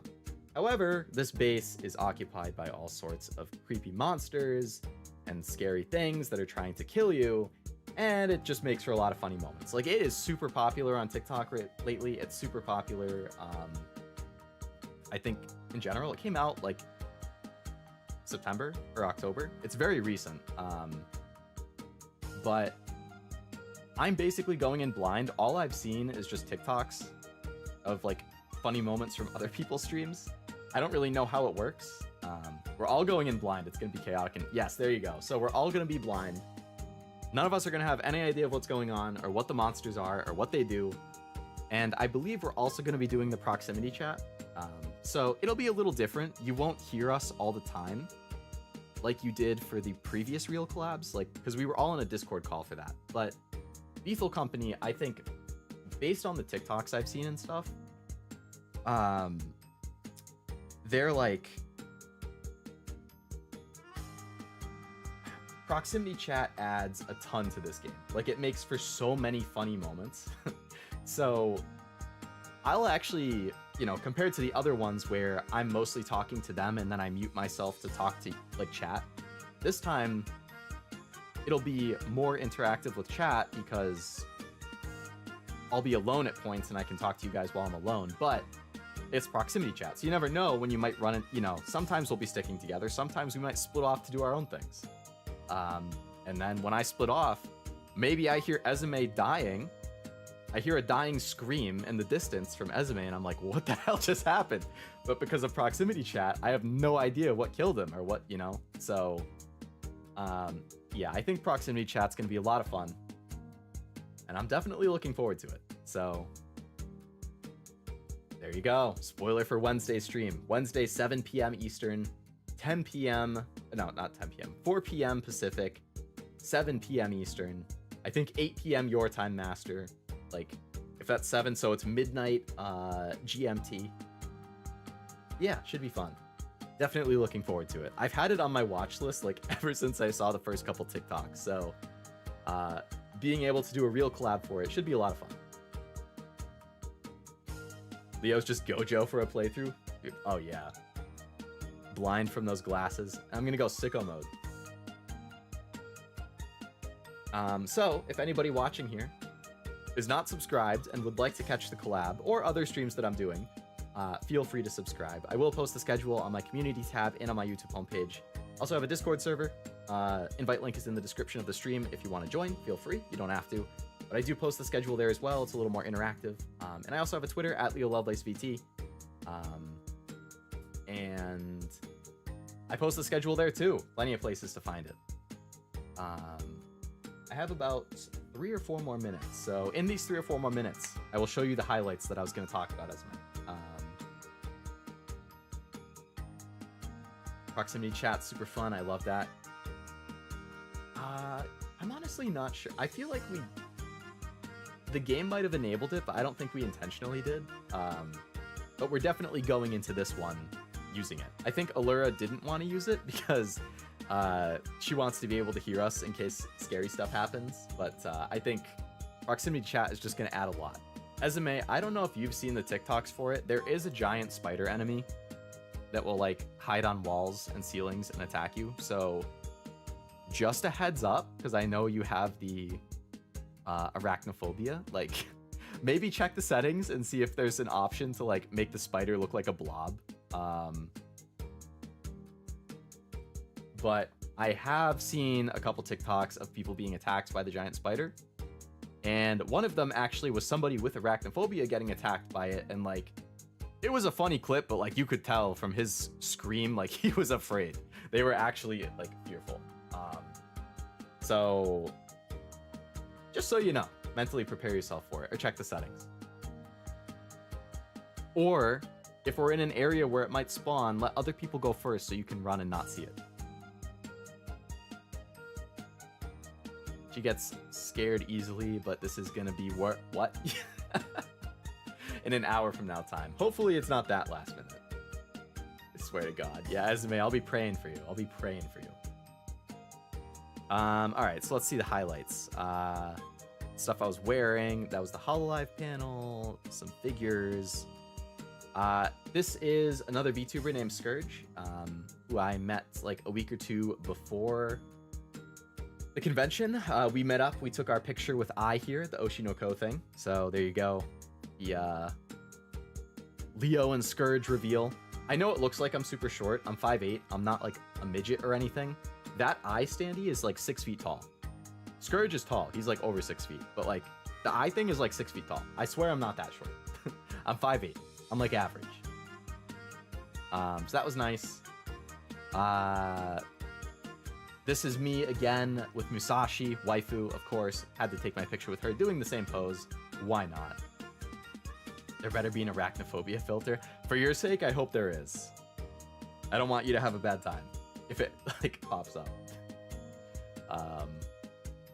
We'll sacrifice ourselves to protect you if it does.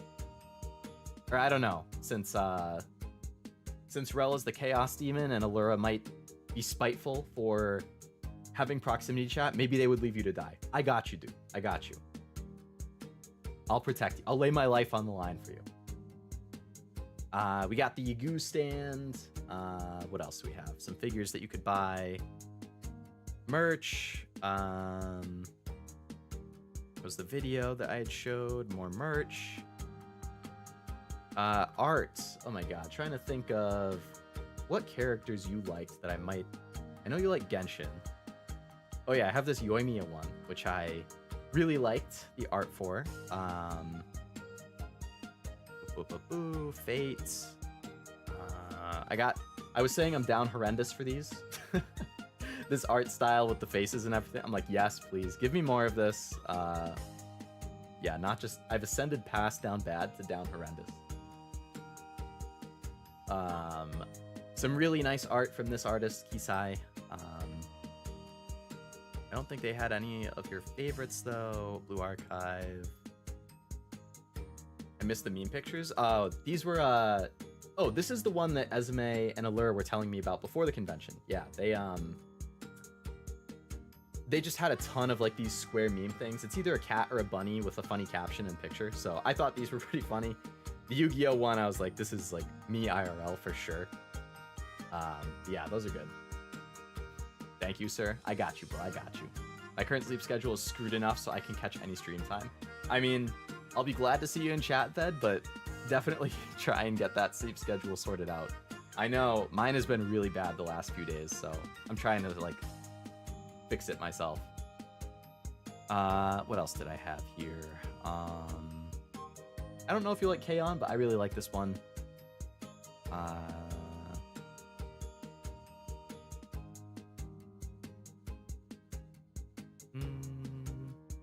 didn't get a whole lot of Genshin stuff this time, which, I mean, makes sense. I don't play Genshin, but...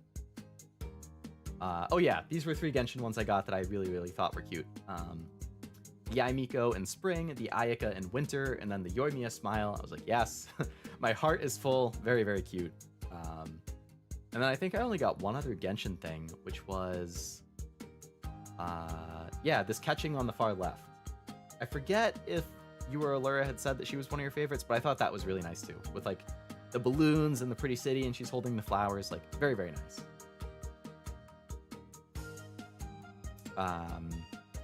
Some cute stuff, cute ones. And then I went on a rant about how much I love Dr. Stone and it's underrated. And that was everything.